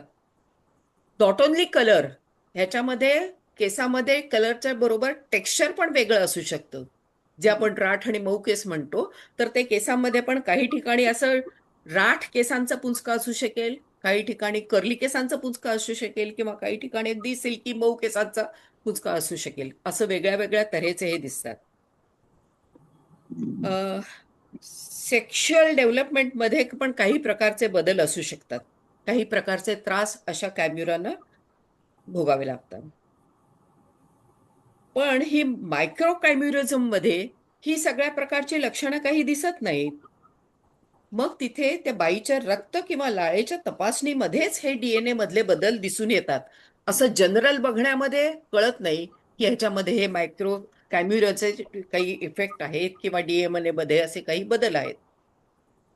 आता आपण मायक्रो कॅम्युरिझममुळे होणारे फायदे बघूया. आईच्या जखमा ह्याच्यामुळे लवकर भरून येऊ शकतात. म्हणजे जसं आईची सिझेरियनची डिलिव्हरी झाली आणि त्याच्या जखमेवरती ह्याचं ट्रान्सफर केलं गेलं तर ती जखम लवकर भरायला मदत होते. तसंच ऑटोइम्युन डिसऑर्डर्समध्ये ह्या मायक्रोकॅम्युरिझममुळे काही गोष्टी बऱ्या व्हायला किंवा काही प्रमाणात त्याचं निराकरण व्हायला मदत मिळते, त्याचा त्रास कमी होतो. फॉर एक्झाम्पल, ऱ्युमॅटॉइड आर्थरायटिसचा त्रास असेल तर तो कमी व्हायला मदत झालेलं आढळून आलेलं आहे. अशा तऱ्हेने काही उपयोगाच्या स्टेम सेल्सच्या ह्याच्यामुळे मायोकार्डियल इन्फार्क्शन म्हणजे हार्ट अटॅकच्या बाबतीमध्ये मदत होऊ शकते. काही आणखीन गोष्टींमध्ये पार्किन्सन्स डिसीज ह्याच्यावर पण उपयोग होऊ शकतो. आता हे स्टेम सेल्स अलीकडे ब्रेन इंजुरी आणि स्ट्रोक यामध्येही मदत मिळू शकते. आता ह्या सगळ्या गोष्टीवर आता संशोधन खूप प्रमाणामध्ये चालू आहे आणि पुढील काळामध्ये आणखीन काय काय गोष्टी आपल्याला उलगडतील हे आपण नंतर बघत जाऊया. पण आत्ताच्या ह्याच्यामध्ये एक काय गोष्ट झाली आहे, मायक्रोकॅम्युरिझम तसं दिसत तर नाही, पण एखाद्या बाईमध्ये रक्ताच्या तपासणीमध्ये वेगळे आणि लाळेच्या किंवा दुसऱ्या हेअरच्या तपासणीमध्ये वेगळे डीएनए मॅपिंग झालेलं आहे. म्हणजे रक्ताचीच तपासणीमध्ये डीएनए जे असेल ते सर्वमान्य आणि तेच अंतिम असं आतापर्यंत आपलं मानलं होतं. पण असं नाहीये. आता रक्ताच्या तपासणीमध्ये डीएनए वेगळे सापडतात, वेगळे मॅपिंग होतं त्याचं, आणि दुसऱ्या टिश्यूजमध्ये वेगळ्याची मिलावट म्हणजे वेगळ्या प्रकारचं डीएनए मॅपिंग होऊ शकतं. अशा घटना घडलेल्या आहेत आणि ह्या गोष्टीला मेडिको लिगली खूप महत्व आहे. म्हणजे आतापर्यंत डीएनए टेस्टिंग करून, ब्लड सॅम्पल घेऊन डीएनए टेस्टिंग करून आई, वडील, बहीण, भाऊ यांच्यावर शिक्कामोर्तब सहज केलं जायचं डीएनए टेस्टिंगच्या ह्याच्याप्रमाणे. पण आता हे थोडंसं हे दुर्मिळ केसेस काही घडल्यानंतर की रक्तामध्ये वेगळं आणि अशा ठिकाणी वेगळे असे जेव्हा सापडलेले आहेत डीएनएस, त्याच्यानंतर मात्र आता फोरेन्सिक मेडिकल सायन्स आणि कोर्ट ऑफ लॉ ह्या दोन्ही गोष्टींनी ह्याची दखल घेतलेली आहे आणि त्याच्याप्रमाणे काही केसेसमध्ये त्याच्या निकालामध्ये पण बदल झालेले आहेत. आता अशा ह्या जगातील नवीन नवीन गोष्टींमध्ये सायन्स किंवा आर्ट्समध्ये काय काय चाललंय ह्याबद्दल आपण थोडंसं अवेअर असावं म्हणून ह्या टॉपिकवरती आज थोडंसं डिस्कशन करायचा विचार केला. होप मी काही गोष्टी क्लिअर करू शकली आहे. येस. एक प्रश्न आहे परत. हा, हे आता खूप प्रश्न आहेत. मायक्रोकॅम्युरिझमचं एखाद्या म्हणजे स्त्रीमध्ये ह्याचा दुसरा पुरुषाचा डीएनए आढळू शकतो, राईट? याचा पर्सेंटेज किती? डिपेंड्स, काही सांगता येत नाही. हा, वेगळं वेगळं असू शकेल, असं काही सांगता येत नाही. अच्छा. नाही, माझा प्रश्न आणि आहे की हे त्याचा काही percentage त्यांच्या सायकोलॉजीवर काही परिणाम होतो का? म्हणजे is there any effect on the body and the mind or no, not at all? बॉडीवरती फरक झाल्याचं आढळून आलेलं आहे, पण माइंडवरती फरक झाल्याचं आपण काही असं प्रूव्ह करू शकत नाही. ओके. तो मे बी असेल सुद्धा. जसं काही जणांशी डिस्कस केल्यानंतर त्यांना असं वाटलं, पण it is not proven yet. नाही, Okay. ह्याचे मी गुगल केलं तर त्याचे reasons main reason is pregnancy, during pregnancy. But हो. Other than pregnancy also there are हो, इन्स्टन्सेस अदर दॅन प्रेग्नन्सी मध्ये ह्या गोष्टी असतात. Blood जेव्हा test. ब्लड ट्रान्सफ्युजन केलं जातं तेव्हा हे होऊ शकतं. किंवा हम्म. ट्विन टू ट्विन ट्रान्सफर असतं. म्हणजे आईच्या पोटामध्ये 2 ट्विन्स असतील तर त्याच्यामधले ट्विन टू ट्विन या तर एम्ब्रिओ अब्सॉर्ब होतं किंवा एकमेकांच्या जेव्हा ब्लडचं ट्रान्सफर होतं त्याच्यामध्ये ट्विन टू ट्विन ट्रान्सफर असतं, त्याच्यामध्ये होऊ शकतं. या गोष्टीमुळे ते होऊ शकतं. नाही, मग इकडे आता मला हे थोडे जर- प्रश्न आहेत. सॉरी, हा गो हेड. हे जर असेल असं तर after delivery is it advisable to have this test, म्हणजे डीएनए टेस्ट करून घेतली पाहिजे का? नाही, त्याचं काही See the सिग्निफिकन्स chances. तशा नाही नाही, असं नाही, म्हणजे सी 1% जो काय होईना, पण एक चान्स असेल ना की ते मायक्रोकिमेरिझम त्या बाईमध्ये शक्यता आहे की अशा सेल्स असू शकतील. तर whether it is required or not? नाही, ह्याची काही जरूर नाहीये टेस्ट करून घेण्यासाठी, कारण जनरली इतकं ते इझी पण नाहीये. It is a costly test. आणि त्याच्यामध्ये मिळवणार काय आहे अच्छा. सायंटिफिकली जे प्रायमॅरिझम तसं ते डेंजरस नाहीये, रिस्की नाहीये ते. हा रिस्की नाहीये. ऍक्च्युली मला 2-4 प्रश्न आहेत इकडे.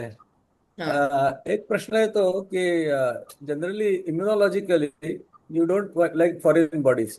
Now these cells which are there, either they're infinitesimally small percentage, in which case they should not be visible at all. But you give example की केसात फरक असू शकतो किंवा डोळ्यात फरक असतो. दुसरा प्रश्न 2-3 प्रश्न आहेत. एक तर सांगतो. दुसरा की समजा ड्युरिंग प्रेग्नन्सी या सेल ट्रान्सफर झाल्या, सेल्स आर नॉट आवाज इमॉर्टल, ऐकू दे येत डोंट नाहीये Shyam. Stay what ever.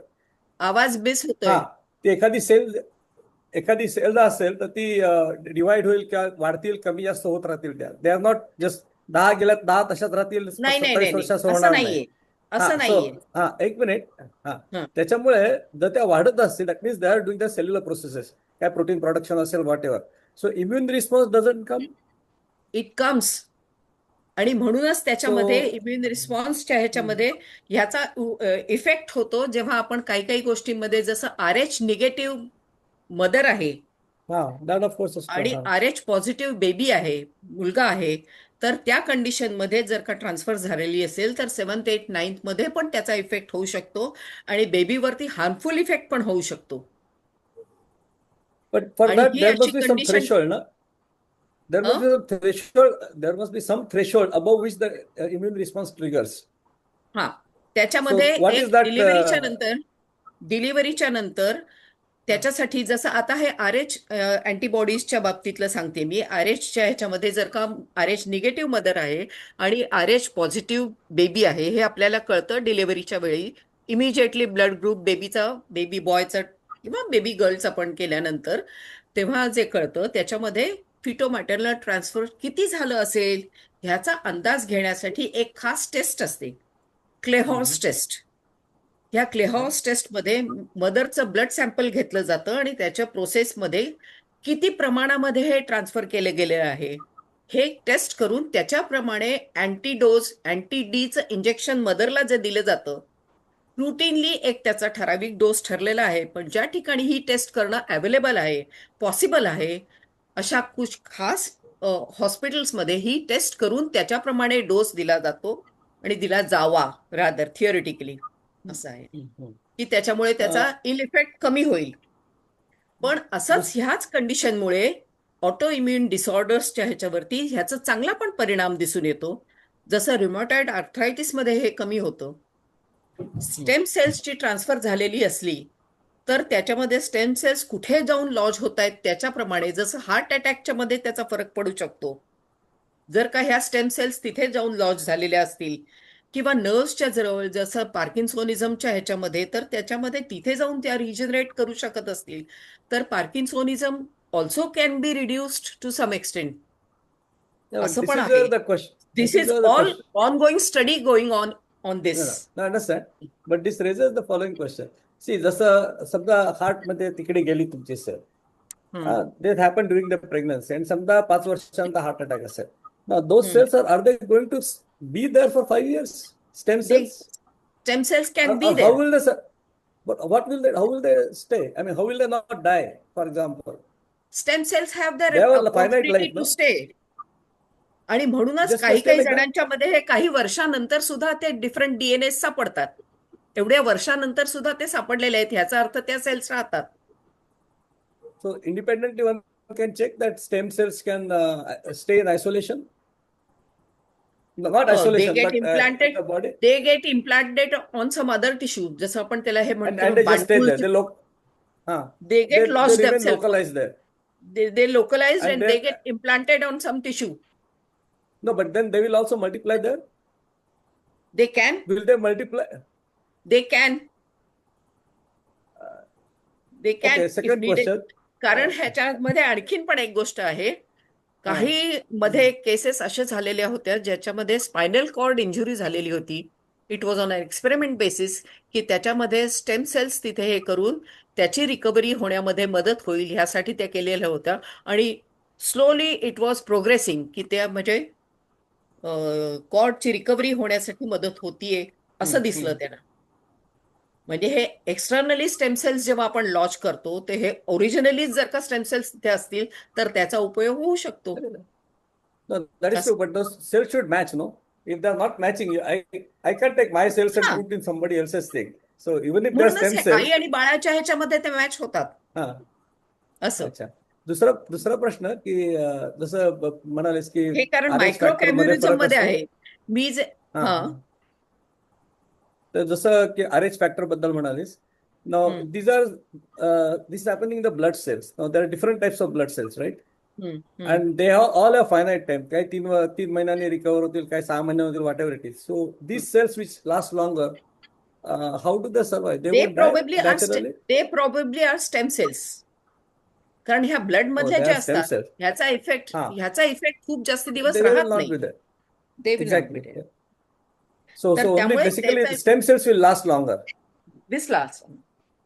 Okay. असं So आहे. this must be stem cells, not ordinary cells. Ordinary cells will आणि not survive. म्हणूनच एकदा एक तू जी केस पाठवली होतीस त्या ह्याच्यामध्ये हा. ब्लडच्या ह्याच्यामध्ये जे डीएनए टेस्टिंग केलं गेलं त्याच्यामध्ये त्याचा हे दुसरा इफेक्ट काही मिळालेला नव्हता. पण टिश्यूजचं जेव्हा सॅम्पलिंग केलं गेलं त्याच्यामध्ये त्या दुसऱ्या डीएनए केसेस सापडल्या गेल्या. Because those cells last over there for longer time. Yeah, yeah. So there must be stem 27 cells years. here. Okay. It should be stem So- cells. Okay. Yeah. Okay. So that's a distinction feature. Okay. Good. Okay. Thank you. Thank you very much. अतिशय नवीन विषय समजला. फारच नवीन विषय आहे माझ्यासाठी तरी.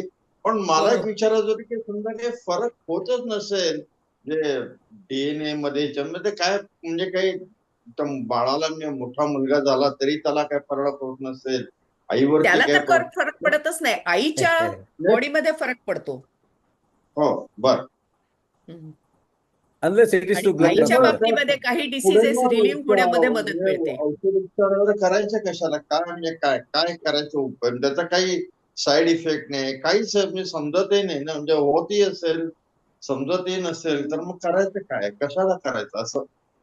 त्याच्यामधनच जसं हे स्टेम सेल्सची स्टडी चालू आहे तर ही ऑटोमॅटिकली स्टेम सेल्स अवेलेबल असतील त्या प्लॅसेंटल टिश्यू मधल्या त्या स्टेम सेल्स काही ठिकाणी लॉन्च करून पण असे पण एक्सपेरिमेंट चालू आहेत. बेबीच्या म्हणजे बेबी आणि मदरच्या मध्ये जे प्लॅसेंटा असते ज्याच्यामधनं बेबीला जातं त्या प्लॅसेंटामध्ये बेबीच्या पण काही सेल्स असतात आणि त्याच्यामध्ये स्टेम सेल्स असतात. त्या स्टेम सेल्स मधनं काही मदरच्यासाठी ऍडव्हान्टेजेस गोष्टी करता येतील का ह्या स्टडीज पण चालू आहेत. असं ते प्लासेंटा प्रिझर्व करायचं त्याचं काही आहे का संबंध, काही नाही काहीतरी प्लॅसेंटाबद्दल बऱ्याच गोष्टी चालतात. काही ठिकाणी प्लॅसेंटा फाजी म्हणजे प्लॅसेंटा झालेली निघालेली बाहेर आईला खायला देतात त्याच्यामुळे पण त्याच्यामध्ये फरक पडतात असं मान्यता आहे काही ठिकाणी काही देशांमध्ये. आता हे वेगळ्या वेगळ्या गोष्टी आहेत. It will not survive. Fridge मध्ये काहीतरी ठेवून देतात. The acid will kill fridge मध्ये it. ठेवून देतात असं काहीतरी ते प्रिझर्व करतात प्लासेंटा हो, बरेच वर्ष. preserve. काय ते काय त्यातल्या आहे ते स्टेम सेल्स exactly? प्रिझर्व करतात. हा तसा स्टेम उपयोग होतो सेल्ससाठी का खरोखर? होतं ना. कॉर्ड ब्लड सॅम्पल पण हे प्रिझर्व केलं जातं कॉर्डच्या सेल्स मधनं. त्याच्यातनं पण स्टेम सेल्सच्या बँक्स असतात हल्ली पुष्कळ ठिकाणी आणि त्याच्या सिबलिंग्स मध्ये पण त्याची मदत होऊ शकते अशा तऱ्हेचे काही डॉक्युमेंटेड रिझल्ट पण आहेत. पण भारतात होतं असं हे. वेगळ्या वेगळ्या भारतात पण हे स्टेम सेल्स प्रिझर्वेशन चालू आहे. हो. हम्म. काही आय अनुवांशिक थिंक आजार रॅनबॅक्सी त्याच्यामध्ये आय थिंक रॅनबॅक्सी लॅबचं आहे का आता एक्झॅक्ट आठवत नाही मला, पण आहे, चालू आहे त्यांचं. आता सन अनुवांशिक नाव असेल आजार त्याचं. पण त्याच्यामुळे आता सन नाव असेल, अनुवांशिक सन. आजार रॅनबॅक्सी त्याच्यामुळे लयाला गेली. काय केदार?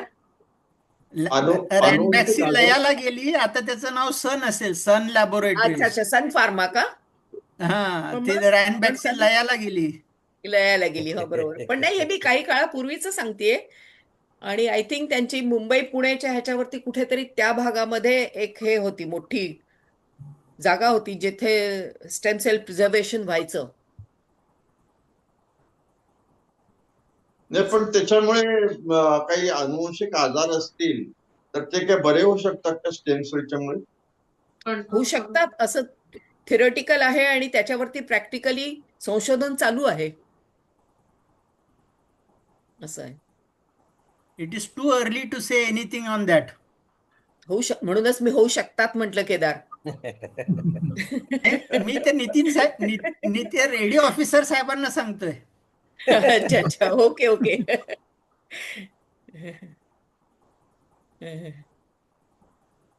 हे पण Very nice. खूपच चांगला विषय आहे. म्हणजे मला कल्पनाच नाही. स्टेम सेलचं मी बघितलेलं आहे, म्हणजे त्याचा अनुभव एका ठिकाणी एका पेशंटच्या बाबतीत एका बरोबर गेलेलो होतो.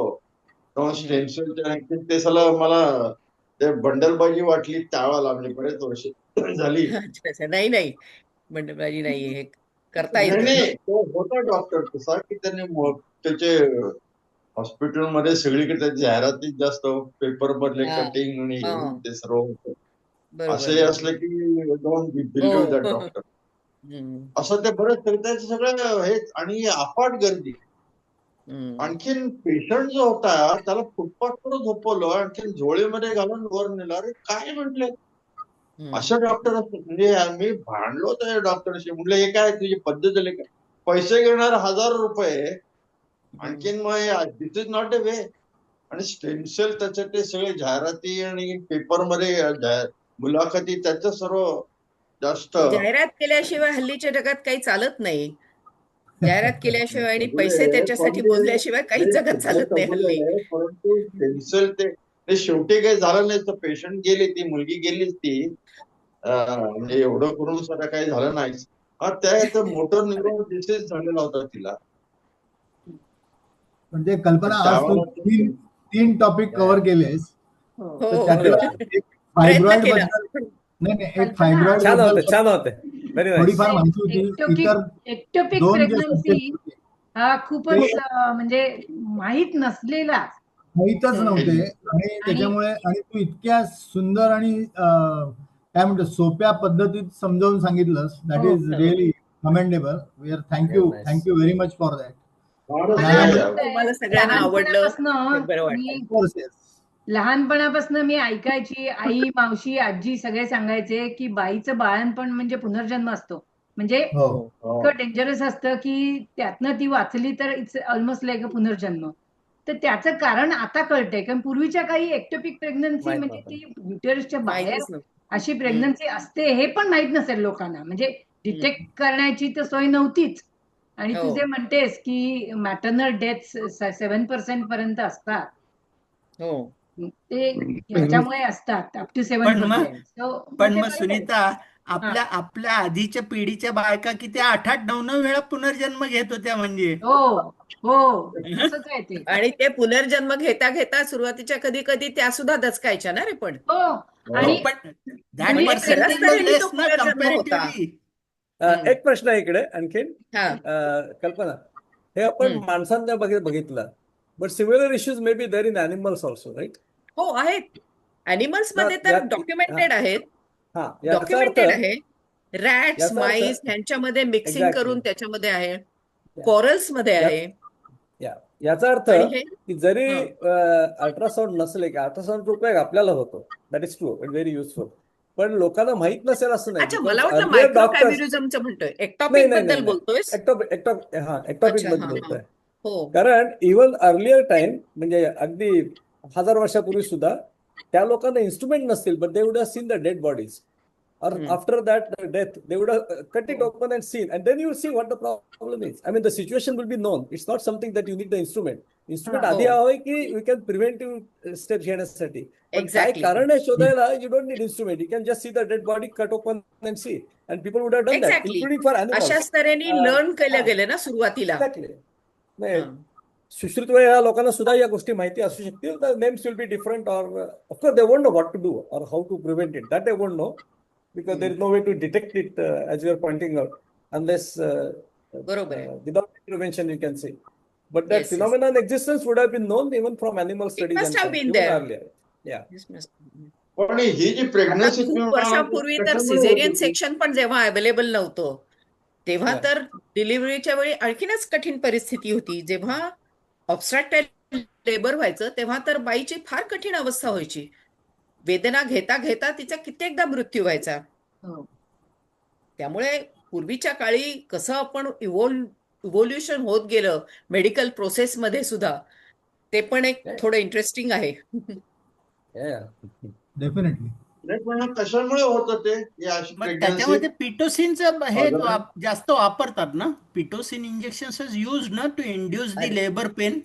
हो. अरे हो, पण लेबर पेन होऊन पिटोसिन देऊन जागाच थोडी नसली तर काय होणार? पेननी ते कॉन्ट्रॅक्टेड युट्रस बेबीवरती आक्रसलं जातं आणि मग बेबी पण डेथ होते आणि आईचाही जीव जायची वेळ येते. पण मग ते सी सेक्शन सिझेरियन करतात ना. मग आता करतात ना. मी हे पूर्वी म्हणते की नसेल जेव्हा बरं. सी सेक्शन पण अवेलेबल नव्हतं तेव्हा नव्हतं. अशा बायका पण मरायच्याच. हो. आणि असं also म्हणते. पण antibiotics त्याच्या नव्हते. सी सेक्शन त्यामुळे मध्ये आणि infections ॲब्डॉमिनल पण याच्यामध्ये मारायच्या काय आपली फरक delivery. आहे? सी सेक्शन म्हणजे सिझेरियन सेक्शन. अच्छा, ओके, Cesarean त्या section शॉर्ट फॉर्म आहे. हा, C okay. for Short C form for आहे. cesarean. C for caesarean correct. नाही, पण आणि आता त्याच्यामध्ये सुद्धा पण दोन त्याच्यामध्ये प्रोसिजर आहेत तू ना. जर का केदार असं म्हणत असशील तर आधीच्या काळामध्ये बरेचदा त्याच्यामध्ये व्हर्टिकल इन्सिजन दिलं जायचं पोटावरती आणि लेटर ऑन जास्ती स्किलफुली लोअर दॅन अंबिलिकस असं ट्रान्सफर्स इन्सिजन दिलं जातं. ट्रान्सफर, हा तेच. पण ते तू पण म्हणत असशील तर तसा फरक आहे. नाही, पण आता याच्यामध्ये आपले आपले जे BN पुरंदरे होते गिरगाव मधले, हा. हा. he was world famous and he has found out the another procedure of cesarean, that is vaginal cesarean. पण why that is not being used so often? कारण त्याच्यामध्ये मग तुम्हाला इन्सिजन वगैरे घ्यायला लागत नाही ना. वजायनल सिझेरियन ने वजायनल हिस्टेक्टमीचं तू म्हणतोयस, which was he was very famous for that. हा, vaginal vaginal hysterectomy. hysterectomy, sorry. Hysterectomy म्हणतोयस तू बहुतेक. He was very famous for that. त्याच्यावर ॲब्डॉमिनल इन्सिजन घ्यायला लागत नाही. पण सगळ्याच युट्रसची सर्जरी पर वजायनम होऊ शकते असं नाहीये. काही काही वेळेला ॲब्डॉमिनली करायला लागते आणि काही वेळेला what could सर्जनची be the expertise reason? त्याच्यात नसली की ॲब्डॉमिनल करावे लागते. आणि ह्याचं एक उत्तम हे सांगू का एक्झाम्पल मी. लता मंगेशकरची सर्जरी जेव्हा व्हायची होती, हिस्टेक्टमी व्हायची होती, तेव्हा ती US मध्ये गेलेली होती आधी सुरुवातीला. आणि US मध्ये हिस्टेक्टमी जास्ती करून ॲब्डॉमिनल हिस्टेक्टमी होती. आता ॲब्डॉमिनल हिस्टेक्टमी होताना कट तर मोठा ॲब्डॉमिनवर असतो ही गोष्ट वेगळी आहे. पण apart from that spinal anaesthesia देऊन ती सर्जरी ते करत नाहीत. त्यांनी जनरल अनेस्थेशिया देऊन ती सर्जरी जास्ती करून तिथले लोक करतात. आणि जनरल अनेस्थेशिया लता मंगेशकरला द्यायचा आणि समजा व्होकल कॉर्डमध्ये काही प्रॉब्लेम आली तर मग तिथले अनेस्थेटिस्ट सगळे स्यू केले जातील आणि तिथले मेलेच असते हेवी ते. स्यू फीस असते तिथे एक स्यू केलं गेलं की. त्यामुळे ते कुणीच अनेस्थेटिस्ट तिला अनेस्थेशिया द्यायला तयार होईना. शेवटी पुन्हा इंडियामध्ये त्या आल्या आणि त्याच्यानंतर BN पुरंदरेंनी त्याची BN हिस्टेक्टमी केली पुरंदरेंनी आणि काही केली, स्पायनल I know. अनेस्थेशियामध्ये केली. आहे ना. त्यांच्या त्या आत्मचरित्रात लिहिलंय त्यांनी, फक्त त्यांनी हो. लता मंगेशकरचं नाव लिहिलेलं नाहीये. हो, पण एक आहे ही मोठी त्यांच्या व्यक्ती म्हणून बाबतीतलीच असं गोष्ट. लिहिलंय त्यांनी. बरोबर. पण मला मुख्य प्रश्न की हे अबनॉर्मलिटी का होते? काय काय काय अबनॉर्मल जो काय आज प्रकार सांगितला Ectopic. नावाचा. What is the reason for that? That is what he is asking. कशाचं? म्हणजे Ectopic's normally reason. 2 का 3% जे काय होतं ते का होतं असं साधारण? काही Statistically. reason नाहीये. Statistically. ऍक्सिडेंटली हा? ऍक्सिडेंटली आणि रिझन त्याच्यामध्ये हे 2-4 गोष्टी जे सांगितल्या की जेव्हा फॅलोपियन ट्यूब्स डॅमेज्ड असतात स्ट्रक्चरली किंवा फंक्शनली किंवा सेक्शुअली ट्रान्समिटेड इन्फेक्शन्समुळे डॅमेज्ड असतात किंवा ओव्ह्युलेशन इंडक्शनमुळे जास्ती ओवा तयार होतात आणि कुठे एक इकडे असे कन्सीव्ह होऊन जातात आणि इम्प्लांट होतात. हे एक त्याच्यामधल्या पॉसिबिलिटी आहे. बाकी असं काही एक्झॅक्ट रिझन नाही सांगतायत. म्हणजे ह्या गोष्टींमध्ये जास्ती होतं पण हे नसलं तर ते काही होत नाही असं गोष्ट नाहीये. नशीब म्हणायचं फक्त, दुसरं काय. हो ना. These are the nature's variations actually. These are the nature's variations in life. Yeah. तसं पाहायला संजय गेलं तर. संजय आणि म्हणजे ते गुरुजी disguises- निसर्गामधली जी काही व्हरायटी आहे, this is part of it actually according to me. म्हणजे ते जरी त्याचे स्टॅटिस्टिकल इन्फरन्स म्हणजे इन्सिडेंट हा. सॉरी 1-2% जरी असला तरी जी निसर्गामधली जी एक व्हरायटी आहे किंवा एक जी variations which are visible in the living organisms, त्याचा हा एक पार्ट वाटतो मला. म्हणजे ऍक्च्युली म्हणजे कोणाच्या बाबतीत हे असं का झालं ह्याला सायंटिफिकली बऱ्याच वेळा रिझन्स डॉक्टर सुद्धा नाहीये. काहीतरी एक शब्द आहे त्याला म्हणजे तो आता आठवत नाही मला, की ज्याला नॉन काहीतरी असं म्हणतात म्हणजे त्याचं कारण माहित नाहीये. म्हणजे what is that word, medical word actually कल्पना, म्हणजे ज्याला म्हणतात की तुमचं बीपी पण जर त्या कॉज त्याला डिटेक्ट झालं नाही तर त्याला काय शब्द आहे ऍक्च्युली म्हणजे No, no etiology. Idiopathic. Idiopathic. Yes idiopathic. Idiopathic. That is the thing. म्हणजे doctors do not know the cause of that thing, why this has happened. नाहीये त्याचा एक स्ट्रेट अवे रिझन काही नाहीये ज्याच्यामुळे ते होतं असं नाहीये. हा, असं स्ट्रेट अवे रिझन नाहीये. May be a We cannot combination confirm of the cause. Reasons or something like that actually, which one cannot be pointed in that incidental findings की specific. हे त्याच्यामध्ये आहे असं. मी एक ह्याच्यावर माझ्या बाबतीतला अनुभव सांगतो. माझ्या बाबतीतला सगळं निसर्गाच्या विरुद्ध झालं माझ्या बाबतीत. 13 साली माझी बायपास झाली, तर त्यावेळेला सगळंच 5 ब्लॉक होते माझे आणि त्याच्यातले एक जे होते तिचे उलट्या दिशेने रक्तप्रवाह सुरू होतो. तर मला डोकं भयंकर गरम व्हायचं आणि सगळं हे व्हायचं. तर जेव्हा ते मला स्पाइक यायला लागले, जेव्हा ते अति व्हायला लागलं, तेव्हा मी नंतर शेवटी डॉक्टरकडे गेलो आणि त्या डॉक्टरनी जेव्हा ते काय म्हणतात त्याला ते Angiography. अँजिओग्राफी केली, तेव्हा ते समजलं की ती दुसरी अजून एक नवीन झाडाची मुळं कशी वेगळी तर तसं अजून एक ती वेगळी आतमध्ये हृदयाची तिथे आली. 2 फांद्या फुटल्या आणि त्याच्यात तसं उलट्या दिशेनं रक्त द्यायचं. हे जसं झालं तसं आता संजय म्हणाला तसं काहीतरी म्हणजे वाचायचं असेल तर वाचेल, नसेल तर तुमचं नशीब, म्हणजे तुमचं वेळ झाले ते संपलं असं. पण जी कंडिशन आहे जी केस आलेली आहे त्याच्यामध्ये जी कंडिशन आहे किंवा जी केस आलेली आहे किंवा पेशंटला जो काही त्रास आहे त्याच्याबद्दल जास्तीत जास्त रिलीफ पेशंटला कसा देता येईल हेच डॉक्टरचं काम आहे. हो, आता मला आजच्या ह्याच्यातल्या ज्या स्त्रिया ज्या कोणी अटेंड करतायत त्यांना विचारायचंय की तुम्हाला काही प्रश्न आहेत का, तर प्लीज विचारा. नाही विचारले गेले आणि आमच्याकडे. प्रश्न जर का आणखी कोणाचे नसतील तर आपण कल्पना 1.5 तासाहून जास्ती वेळ झालेला आहे, तर मी अशी संजय गुर्जरला रिक्वेस्ट करते की त्यांनी आजची मीटिंग कन्क्लूड करावी. एक मिनिट कल्पना, मी 9 तारखेला ग्वाल्हेरला येतो. अरे वा, ये ना मग इथे. वेळ मिळाला तर चालेल. आम्ही दोघं जण कॉल कर नंतर. तुमचं कसं काय आहे टूर त्याप्रमाणे कॉल कर नंतर. पूर्ण एमपी 8 तारखेला इथून 9 तारखेला येणार. 9 तारखेला ग्वाल्हेरला 9-10 तारखेला आम्ही असणार. 10 तारखेला माझा गेली 4-5 वर्ष माझ्या 10 जानेवारीला आम्ही कुठेतरी असतो, माझा वाढदिवस असतो. ह्या वेळेला ग्वाल्हेरला. अरे वा, चांगलंय चांगलंय. मंदिर वगैरे जे असतात तिथे त्याच्यासाठी केक आणून ठेव. केक तुझ्यासाठी केक आणून ठेव असं सांगतोय मी तिला. चालेल चालेल चालेल. एवढी मोठी हिंड देऊन ठेवली आहे. त्याला आणायला एक बोट पाठव त्याला. डबराहून ग्वाल्हेरला एक बोट पाठव, बोट. तो बोटीनेच प्रवास तर करतो फक्त, जमलं त्याला तर बोट भेटायला पाठव. मला आवडेल. जमलं तर भेटायला खूपच आवडेल. हो. ती गुड बोट गुड. पाठवेल तुला, कल्पना बोट पाठवेल, घाबरू नको. हा, चालेल चालेल. थोडा पाऊस आणि पाणी पण पाठवून दे मग. ती बोट चालवणार कशी? हवाई बोट. ग्वाल्हेरचं सगळं ते मला भीमबेटका बघायचंय एमपी पण मधलं. ते भीमबेटका लांब आहे ऍक्च्युली. ते भीमबेटका लांब आहे. भोपाळपासून भीमबेटका जवळ आहे. ग्वाल्हेरच्या जवळ नाहीये. ग्वाल्हेरच्या जवळ नाही नाही नाहीये. नाही, I had been to ग्वाल्हेरपासून सुरू Bhimbetka करणार when we खाली had gone to Bhopal, no? 15-20 It's a trip आहे. fantastic place. I am telling you. I हो, mean, it's खूप worth छान जागा seeing. आहे.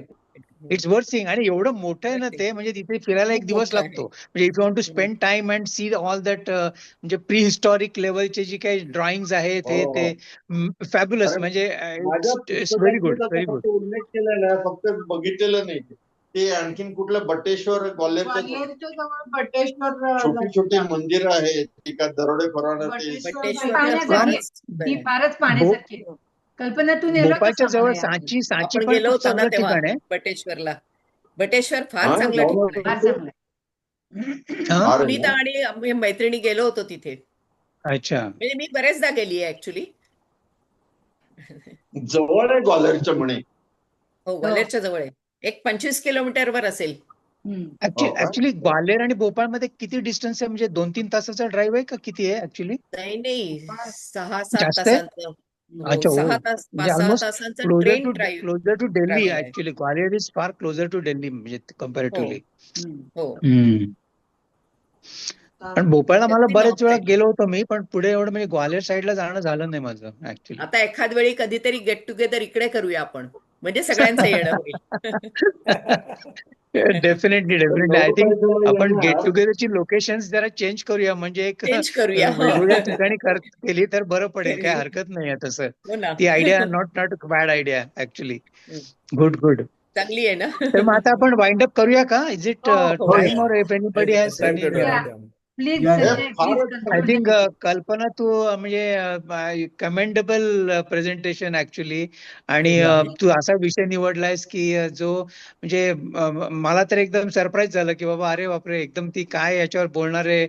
पण you presented it so nicely.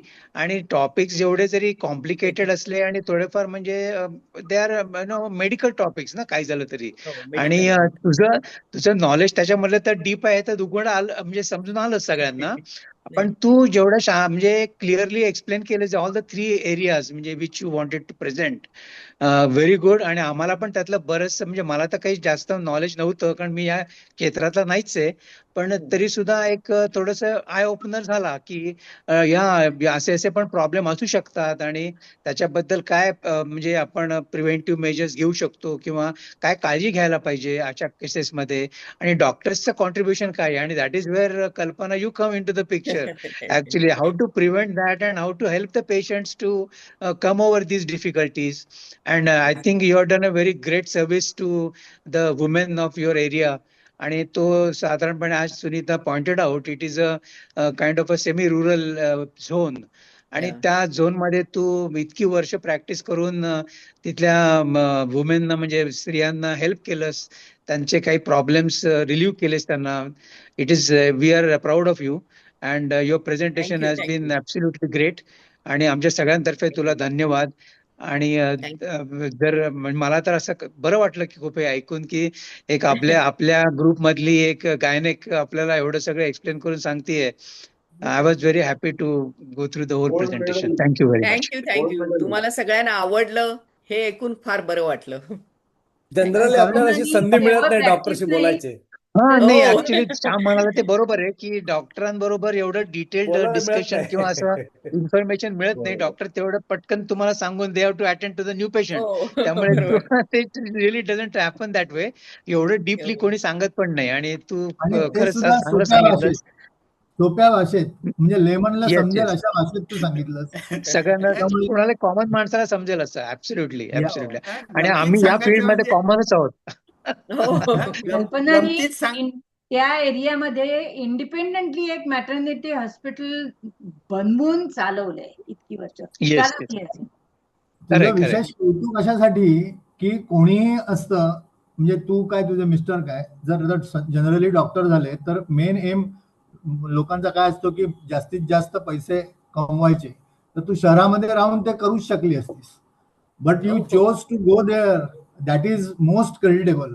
म्हणजे बरोबर आहे ना, थँक्यू. 100 एक किंवा 2% लोक असा विचार करू शकतात. हो. आणि that is why this noble profession जे आहे ते तू चूज केलंस आणि try to you maintain it, nobility of remain it. True to your profession. हे राईट. फार कौतुकाचं आहे आणि त्याच्याबद्दल आम्हाला तुझा अभिमान आहे. Yes, thank you.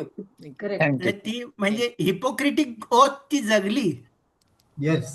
हो, आय ट्राय टू. तिने ती जे डॉक्टरची ओथ आहे ती Without ती being जगली. She hypocrite. Live that oath actually. Yeah. Without being hypocrite. मला एका आणखीन आमच्या हा. मित्राने सांगितलं होतं की अरे तुमचं म्हणजे ते बाबा प्रकाश आमट्यांचं तर आम्ही पाहिलेलं आहे आणि ऐकलेलं आहे, पण तुझं हे तशाच टाईपचं हॉस्पिटल, फक्त मायनस द वन्य प्राणी तिथले हा. ते सोडले, तर एकूण तशाच टाईपचं तुम्ही पण इथे उभं केलंय असं खरी कोणीतरी गोष्ट मला म्हटलं होतं. नाही खरी गोष्ट आहे. अपार्ट फ्रॉम दिस, ते BASFच्या लोकांसाठी तिथे त्यांचा कॅम्प आहे, त्याच्यासाठी सुद्धा ती आणि तिचे मिस्टर खूप काम करतात. म्हणजे आम्ही गेलो होतो तेव्हा त्यांनी आम्हाला तिकडे पण नेलं होतं, BASFच्या कॅम्प मध्ये सुद्धा नेलं होतं. आणि तिकडचे लोक, अच्छा. त्यांनी जे मिस्टर अँड मिसेस म्हणजे डॉक्टर आणि कल्पना दोघांच्या बद्दल हे आम्हाला सांगितलं, तेव्हा आमच्या लक्षात आलं की हे किती काम करतात social work apart from their profession. Yes. Very good, very good. Yes. खूप Thank you so appreciate much. करण्यासारखं आहे तुझं काम. We are proud of you.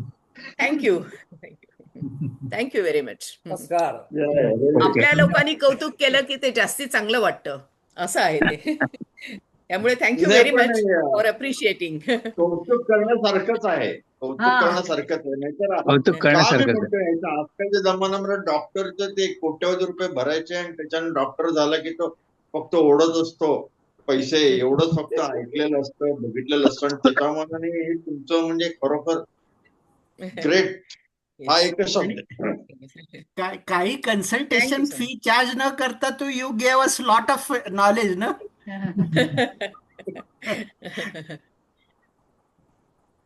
चला, ओके. चला. ओके. मीटिंग एंड Good करूया night का? म्हणूया. Bye bye. Okay, Yeah. Good night everybody. Bye. Good night. धन्यवाद मंडळातर्फे, Good आभार. night. धन्यवाद. धन्यवाद, आभार मंडळातर्फे. या, I am Thank you. Ending the meeting.